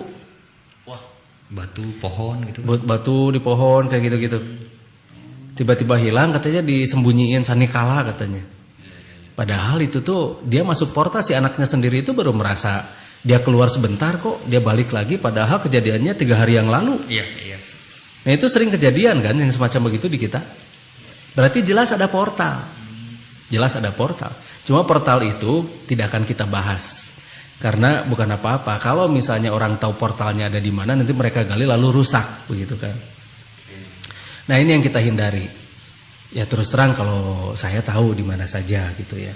Cuma mohon maaf kalau saya tidak akan bocorkan dulu itu. tidak akan bocorkan. Iya tidak akan bocorkan dulu di mana saja letak portal itu. Kitanya belum siap atau bagaimana? Bukan apa-apa, takutnya nanti digali lalu akhirnya dirusak.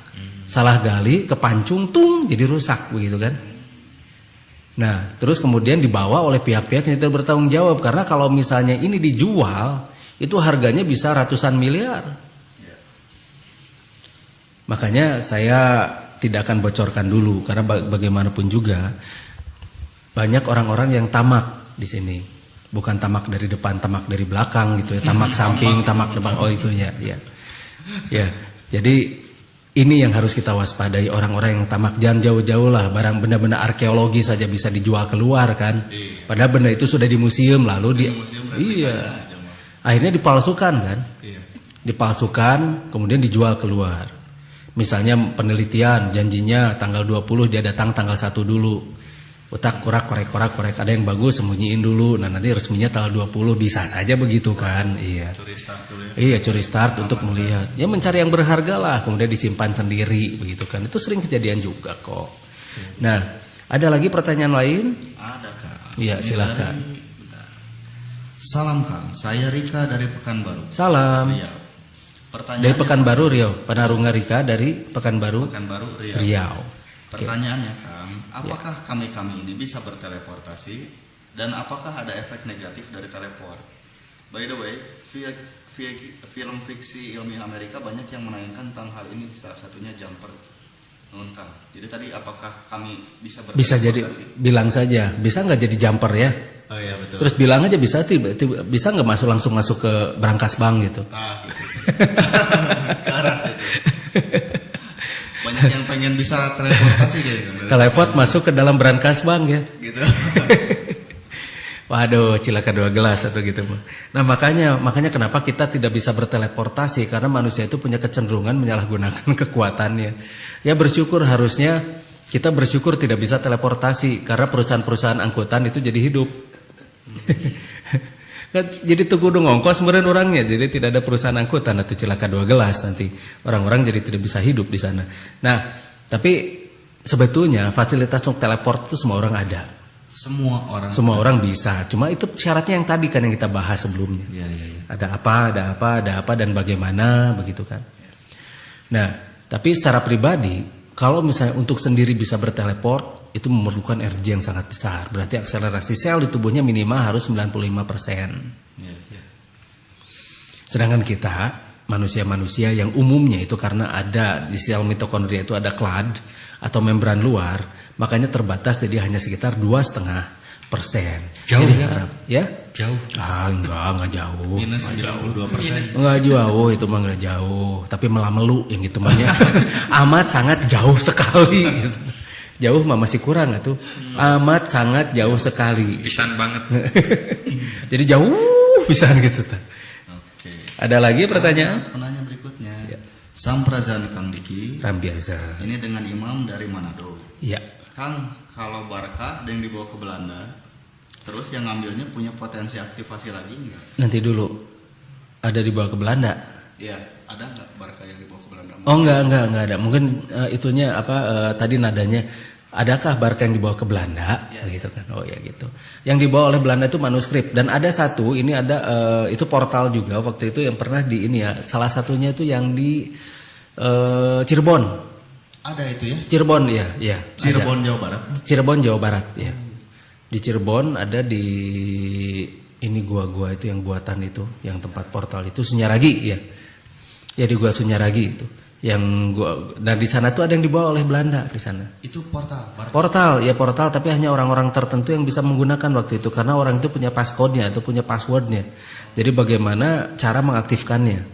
Tapi waktu itu energinya sudah mulai berkurang. Energi dari si portal itu, karena portal itu portal portable.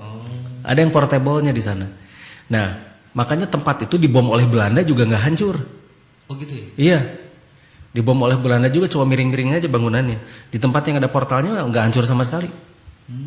Sempat dibom ya? Sempat dibom, dihancurin sama Belanda. Jadi dan penjajah tuh tahu juga ya, ternyata selain misi menduduki markas gitu. Iya, tapi mereka itu seperti monyet ngegugulung kalapa. Oh gitu. Dia mereka nggak tahu sama sekali begitu kan kalau kita orang Sunda mah. Tahu dari mana mereka itu ya kan? Atau titik-titik. Atau kalapa ngegugulung monyet.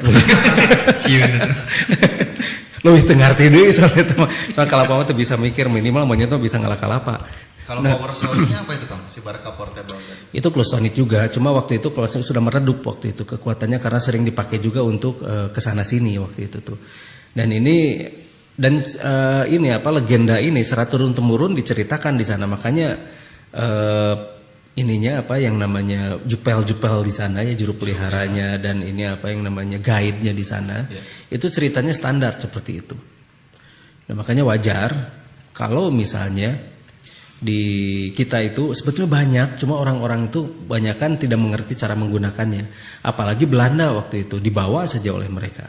Tapi portal yang bulat besar mah enggak sih. Portable itu bentuknya mungkin bisa didesain seperti meja, cuma dari dia batuan. Cuma dia kita harus ke atasnya dulu, berdiri di situ, dan kemudian dihubungkan pada portal yang lain. Jadi dia terhubung pada tempat yang lain, dan itu direct langsung ke tempat itu. Seperti Barkah juga. Fisiknya seperti apa Kang? Seperti meja. Logam. Seperti meja. Dari batu, tapi batu aja batu nanotek ya, seperti dorval juga. Oh, jadi terlihatnya mungkin secara fisik seperti batu gitu. Iya, seperti meja batu. Seperti meja batu. Padahal di dalamnya nanotek seperti Stonehenge. Stonehenge yang ada di Inggris di sana. Dan itu kalau posisinya dirubah atau diambil gitu berpengaruh besar nggak? Enggak bisa berfungsi. Oh, jadi harus Iya, di situ. iya. Karena di bawahnya sendiri ada dorval. Terhubung lagi. Iya, terhubung lagi ke device yang lain gitu. Jadi kalau dibawa ke sana sudah, itu mah jadi meja batu biasa saja. Jadi wajar ya. Iya. Kalau dibilang Iya. Iya. Rangkaian komputer diambil monitornya aja gitu ya. Iya. CPU-nya ditinggal. Iya, CPU-nya ditinggal. Iya, yang nyala kan monitornya. Nyala terus. datanya di situ. Iya, ya pada datanya di CPU gitu, Central Processing Unit. Nah, begitu. Ada lagi pertanyaan? Ini Panarunga ya yang masih mau SMS ke 0897 416 7919. Sekali lagi 0897 416 7919. Ada lagi Kak. Sok apa? Assalamualaikum warahmatullahi wabarakatuh. Samprazan Kang Diki. Waalaikumsalam warahmatullahi Ini dengan wabarakatuh. Zul dari Biasa. Purwakarta. Oh iya. Kang, nih seumpamanya kita masuk ke tahun ke belakang waktu kita masih anak-anak. Ya. Nah, apakah dalam waktu tersebut manusianya ada dua? Yaitu kita yang berumur tua dan yang anak-anak. Bagaimana jadinya kalau bertemu? Hatur nuhun. Nah, itu. Ngapain kita ingin ketemu dengan anak waktu kita anak-anak, ingin berubah sejarah gitu maksudnya? Kayaknya begitu. Kayak di film Heroes, siapa ya? Itu si Hiro Nakamura. Nakamura. Ketemu zaman anak-anak. Nah, terus gini. Jadi dia ingin merubah waktu kecilnya begitu? Ya, mungkin memperbaiki masa lalunya atau Iya. Ingin turn back time gitu. gimana tuh Kang? Memungkinkan nggak seandainya begitu? Nah, itu dia. Terus terang kalau Kang sendiri tidak berminat untuk merubah masa lalu. Oh, kita tidak berminat. Karena kalau misalnya terjadi paradoks seperti itu terjadi kekacauan dan ketidakseimbangan. Cuma kita sendiri tidak tahu apakah sejarah kita ini dirubah atau tidak kan. Kita tidak pernah tahu bahwa sebetulnya apakah di cerita yang lain sebetulnya merdeka kita itu bukan 1945, 17 Agustus 1945. Ataukah ada sesuatu yang berubah itu sehingga menjadi 1945. Kan kita tidak pernah tahu. Betul. Mungkin saja ada averans yang berubah. Kita tidak pernah tahu dan itu bisa menjadi dua. Kita bisa melihat kita juga. Bisa seperti itu. Jadi tidak bersatu dengan makhluk yang ada di sana. Dan itu mungkin saja ya. Kalau saya yakin itu mungkin saja. Cuma masalahnya bagaimana membuktikannya ketika segala sesuatunya sudah berubah. Dulu tuh kamu harusnya begini loh. Harusnya kamu tuh lahir tuh hari Jumat. Tapi waktu itu kalau misalnya lahir hari Jumat, rumah sakitnya itu akan mati lampu. Jadi kita rubah jadi Kemis. Oh, ya kalau kakak itu mau ya whatever lah gitu kan. Terserah lu kata gitu. Tapi yang jelas kita tidak pernah tahu ketika sejarah itu mulai dirubah. Kita tidak pernah tahu apakah sejarah kita ini adalah rekayasa atau misalnya sejarah ini memang mengalir begitu saja. Nah, itulah makanya demi waktu kata Sang Maha Pencipta pun. Nah, di sana disebutkan apabila kita wasting time gitu kan. Innal insana lafi khusr gitu kan. Nah, itu kalau misalnya kita wasting time, nah wasting time itu apa sih gitu? Kita tidak memanfaatkan waktu kita itu dengan baik dan benar itu sebetulnya apa sih begitu kan? Kalau misalnya kita terjemahkan lebih dalam lagi itu luar biasa. Pembahasan tersendiri lagi Kang nanti itu ya ada. Iya, pembahasan tersendiri. Tapi ini juga belum tentu yang Panarunga itu ngerti.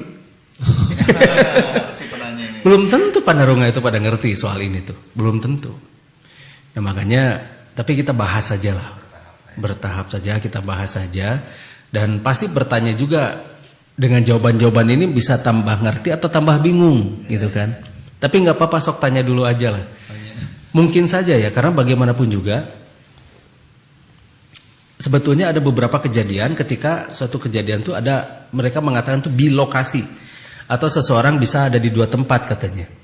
Saya ngelihat dia di sini, tapi saya ngelihat juga di sana ada. Nah begitu. Ada apa ini gitu kan? Tapi dia waktu yang kejadian di sana dia menggunakan baju merah. Di sini dia menggunakan baju hijau. Kembar mungkin. Nah itu dia, orang tuanya siapa nggak jelas gitu ya. Tapi ketika dicari lagi itu nggak ada lagi itu kejadian. Ini nggak ada. Yang jelas dia bukan anak kembar gitu, orang kembar ya, bukan orang kembar. Ini waktu itu saya pernah diceritakan oleh ayah saya. Oh. Ayah saya cerita, ada seorang rekan kerjanya itu dia ketemu dengan ayah saya, ngobrol dengan ayah saya. Iya. Tapi ternyata pada waktu itu ada orang lain yang ngobrol dengan dia juga di tempat lain. Oh itu mah jin Kang lagi nyamar. Bisa ya, itu mungkin ya mungkin. Iya. Tapi jin harus punya tenaga yang sangat besar untuk bisa melakukan hal itu. Dan sedangkan yang diketahui oleh saya, orang itu tidak mengerti tentang masalah-masalah mistik seperti itu. Bahkan orang itu nggak percaya banget soal itu, gitu kan. Kalau dia tampilan kan ada bedanya Kang tadi kan, kalau yang jin Iya. dan sebagainya itu berbeda. Ya bisa sama, Oh, bisa sama. bisa menyamar, tapi itu juga hanya sepintas, nggak bisa ngobrol dan nggak bisa diraba, Oh, nggak bisa diraba. nggak bisa diraba. Tapi paling dia bisa. Ini pernah kejadian ini ya, ini kejadian langsung dialami oleh saya sendiri waktu itu ya. Iya. Gimana Kang? Waktu itu di rumah saya yang lama itu di sana di jajaran di wilayah Dokter Slamet di sana. Itu waktu saya duduk di dapur, ini waktu saya umur sekitar 12 tahunan lah. 12 tahunan saya lagi duduk di dapur, tiba-tiba ibu saya turun ke bawah ke kebun. Dan itu biasa ibu saya tuh turun ke kebun. Cuma anehnya ini turunnya itu malam-malam gitu kan. Iya. Turun ke sana ke kebun. Saya waktu itu nggak nyangka bahwa itu makhluk lain gitu ya. Waktu lihat lagi ke bawah ternyata udah nggak ada. Dan saya tanya ke ibu saya tadi turun ke bawah nggak katanya. Nah itu mah jin ya. Okay. Nah jin mah cuma sekilas seperti itu. Sekilas ya. Nah tapi ada lagi kalau misalnya ini makhluk lain misalnya dia ditiru alien misalnya begitu. Itu juga nggak akan lama karena keburu pasti ditangkap ETVK gitu. Oh iya. Nah bisa saja hal yang semacam itu bisa terjadi di dua tempat sekaligus atau misalnya itu, tapi itu butuh energi yang sangat besar. Sedangkan orang itu yang ngobrol dengan ayah saya itu bukan orang yang tukang ngulik, tapi dia memegang sesuatu yang penting di perusahaan itu. Dan dia bicara pada ayah saya itu bahwa dia ada suatu benda yang dia sendiri nggak ngerti. Apa itu gitu? Iya, dia bendanya berbentuk kristal. Wah. Nah ini berbentuk kristal kata dia tuh. Nah karena ayah saya juga nggak ngerti itu apa, akhirnya ceritanya selesai gitu. Dan waktu bercerita tentang bentuk kristal itu udah lama, itu kan tiap hari ketemu tuh. Nah ceritanya beberapa tahun kemudian itu juga cerita ke saya juga, cerita A dengan cerita B itu jaraknya itu lama gitu kan. Itu alat buat memendar molekul. Nah kita nggak pernah tahu itu, saya sendiri belum pernah lihat alatnya, tapi diceritakan seperti itu. Iya. Dan bendanya juga tidak besar gitu, paling sebesar inilah, gitu, sejengkalan lah. Oke. Nah Kita ada lagi? Ke pertanyaan berikut. Iya. Samprazan Kang, saya Samprazan. Santi dari Bogor. Siapa? Santi.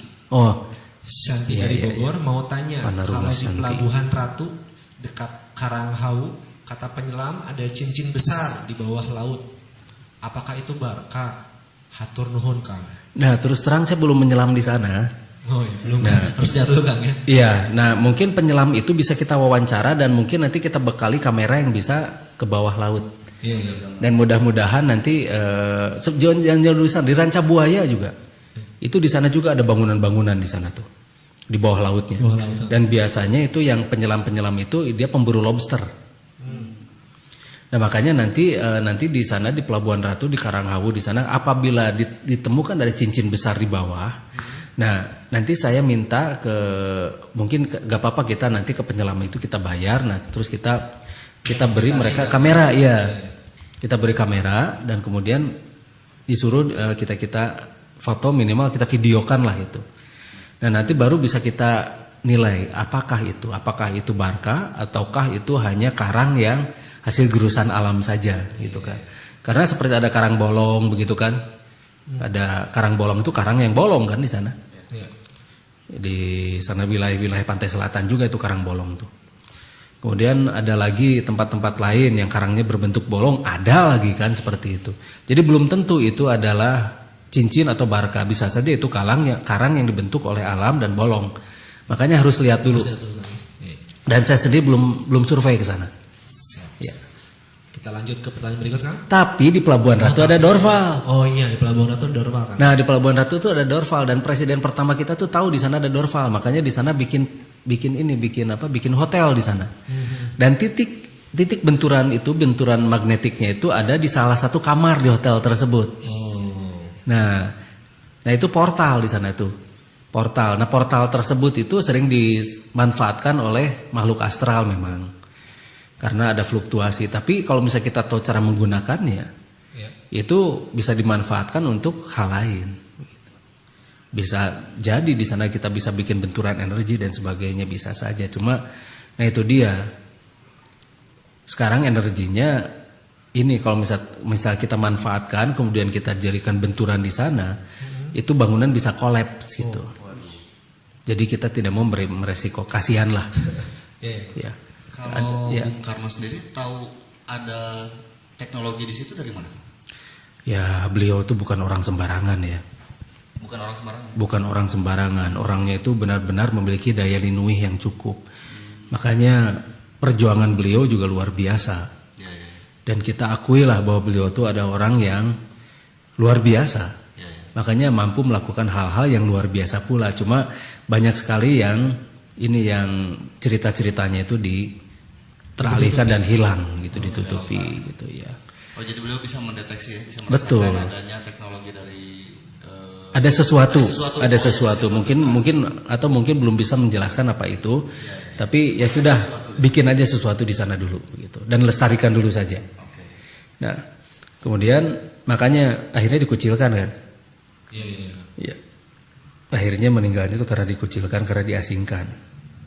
Karena stres sebetulnya. Dibuat seperti itu ya. Dan sebetulnya bisa saja, tapi bisa saja membuat semacam perlawanan, tapi karena itu bisa membuat perang saudara, akhirnya mengalah. Bisa saja. Bukan. Ada yang dipentingkan. Iya. Jadi berkompromi untuk kepentingan banyak. Iya. Daripada mengorbankan rakyat, lebih baik mengalah. Luar biasa. Nah itu. Ya, ada pertanyaan lain? Silahkan. Ini sudah jam 9:50. Ya, kita makin lama aja nih. Mau berkirim SMS 0897 416 7919 0897 416 7919. Ya, bacakan sajalah. Pertanyaan selanjutnya. Assalamualaikum Kade. Waalaikumsalam. Kang, apakah di Candi Boko Jogja terdapat alat teleport barcode dari bukan barcode ya. Bukan barcode. Barca ya. Barca. Di Indonesia beliau barcode. Ya. Kalau oh ya enggak apa-apa. Dari Haryono di Cimindi. Iya. Makanya kenapa di sana disebut Boko? Karena dari Baka itu kan. Dari Barca itu. Jadi bukan Boko berarti bangau, bukan. Itu ceritanya panjang lah. Panjang lagi. Ceritanya panjang ya. Tapi yang jelas ada tangga di sana yang berujung pada gundukan tanah dan masih banyak di sana yang harus kita pelajari. Dan mudah-mudahan nanti akan kita geolistrik juga di sana. Kita akan lihat di dalamnya itu ada apa. Karena masih banyak yang terkubur karena wilayah itu sangat besar. Wilayah Keraton Boko itu ratusan hektar karena terhubung dengan candi-candi yang lain. Dan itu pusatnya di Keraton Boko itu. Ini luar biasa. Dan kita tidak boleh meremehkan. Itu karena keraton berarti ratu ya. Iya. Ya. Ada lagi pertanyaan? Ya. Samprazan Kang Diki, saya Samprazan. Vial di Bogor. Ya. Mau tanya soal segitiga Bermuda. Ya. Sebenarnya pesawat-pesawat dan orang-orang yang pernah hilang di sana itu pergi kemana? Apa masuk ke suatu tempat tertentu, pindah ke dimensi lainkah, atau hancur atau mati? Nuhun. Ada yang hancur terus mati karena itu perahunya ditemukan di bawah laut ya, di dasar laut. Terus ada yang entah hilang kemana, tapi ada yang balik lagi si kapalnya itu setelah penghuninya itu menghilang juga, seperti kapal Mary Callas itu. Kemudian seperti pesawatnya Emilia Earhart, dan Emilia Earhartnya sendiri masuk ke dimensi transisi, dan kemudian turun berangkat pas 1 turun tahun 95. Nah banyak lagi sebetulnya cerita-cerita segitiga Bermuda itu banyak dan luar biasa. Nah cuma masalahnya sekarang itu kejadiannya pun berbeda. Kemana misalnya ada yang hancur seperti tadi, kemudian ada yang balik lagi kapalnya saja. Itu berarti dia itu masuk ke suatu tempat, atau misalnya si penghuninya itu turun semua, si awak kapalnya itu turun semua, lalu kapalnya tiba-tiba menghilang lagi. Seperti contohnya Philadelphia eksperimen. atau misalnya project apa tuh tadi Rainbow. Kemudian ada lagi yang dia berpindah. Kemudian tiba-tiba muncul pada tahun apa dan dia masih tetap. Dia jadi anak kecil dan muncul anak kecil juga. Tetap tidak perubahan. Iya, tidak ada perubahan. Dan itu benar-benar membuktikan tentang paradoksnya ruang dan waktu. Dan sebetulnya cerita ini banyak sekali yang disembunyikan dan dirahasiakan. Ternyata yang namanya cerita tentang penculikan ini dan kemudian dikembalikan lagi, itu ada ribuan orang yang pernah mengalami kejadian tersebut. Oh, jadi nggak cuma sedih kan? Iya, ribuan itu. Dan itu disembunyikan. Semuanya cerita-cerita itu dihilangkan. Agar kita itu tidak bertanya-tanya hal yang sesuatu yang tidak pernah bisa mereka jawab. Contohnya saja ketika kita bertanya tentang yang namanya Isra dan Mi'raj, akhirnya mereka jawab, udah kamu jangan banyak nanya, imani saja. Akhirnya kita sampai di sini kan. Akhirnya jawaban-jawaban ini hilang begitu saja. Nah, Panarunga semua. Jadi ketika kita memikirkan sesuatu, usahakan kita berpikirnya itu tuntas dan berpikir secara holografik.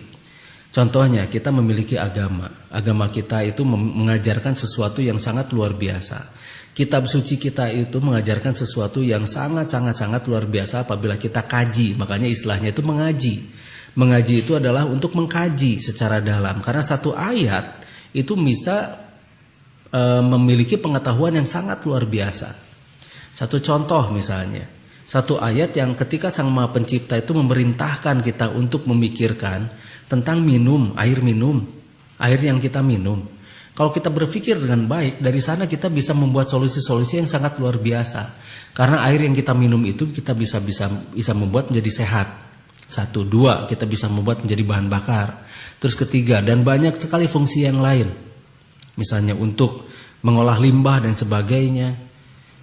Misalnya ketika kita berbicara tentang yang melata itu dari air misalnya. Kita akan mempelajari air seperti apa yang ada di melata itu. Dan bagaimana cara kita memanfaatkannya.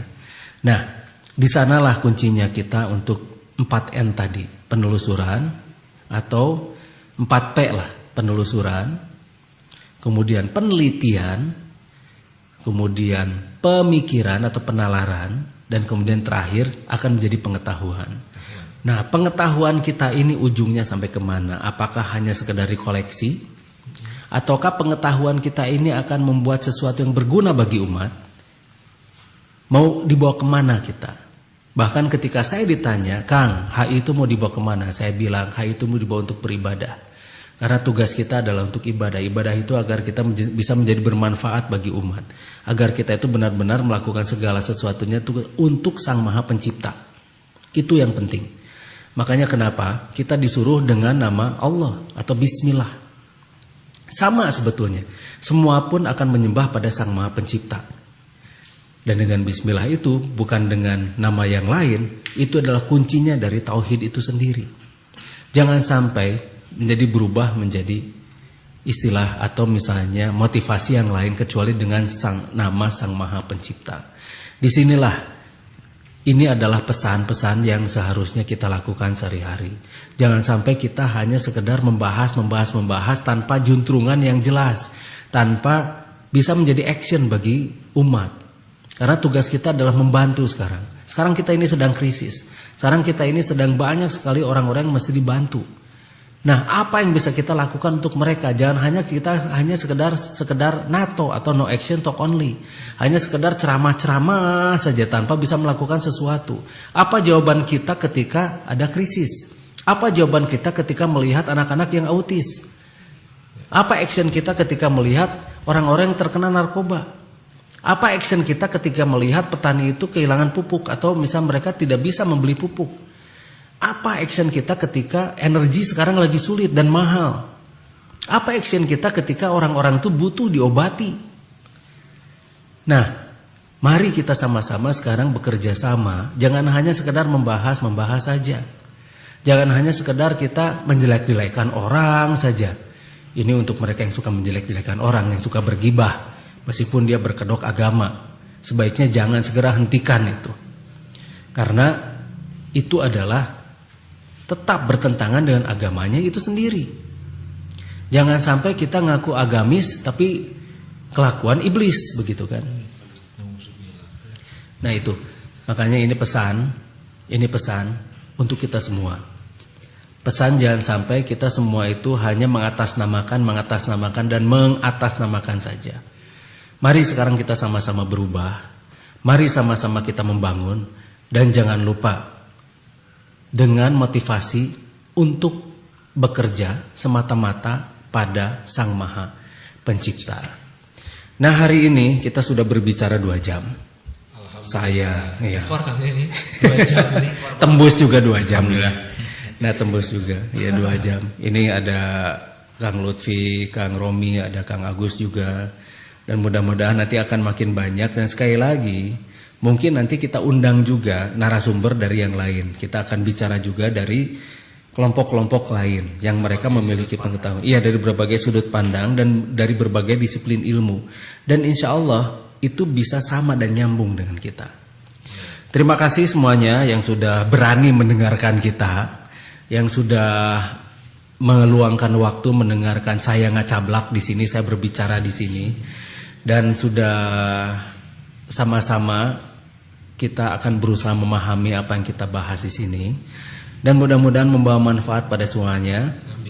Mudah-mudahan ini berguna bagi panarunga semua. Dan sampai jumpa, bisa besok, bisa lusa, bukan lupa, bisa besok atau bisa lusa.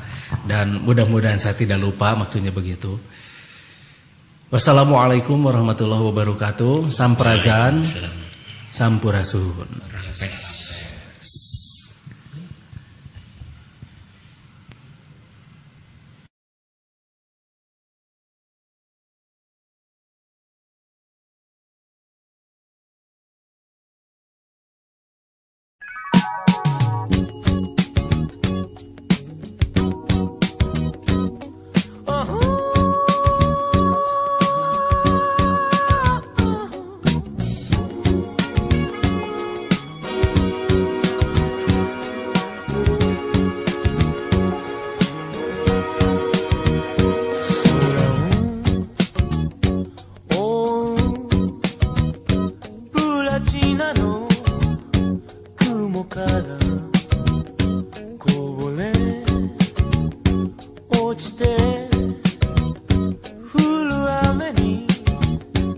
Ada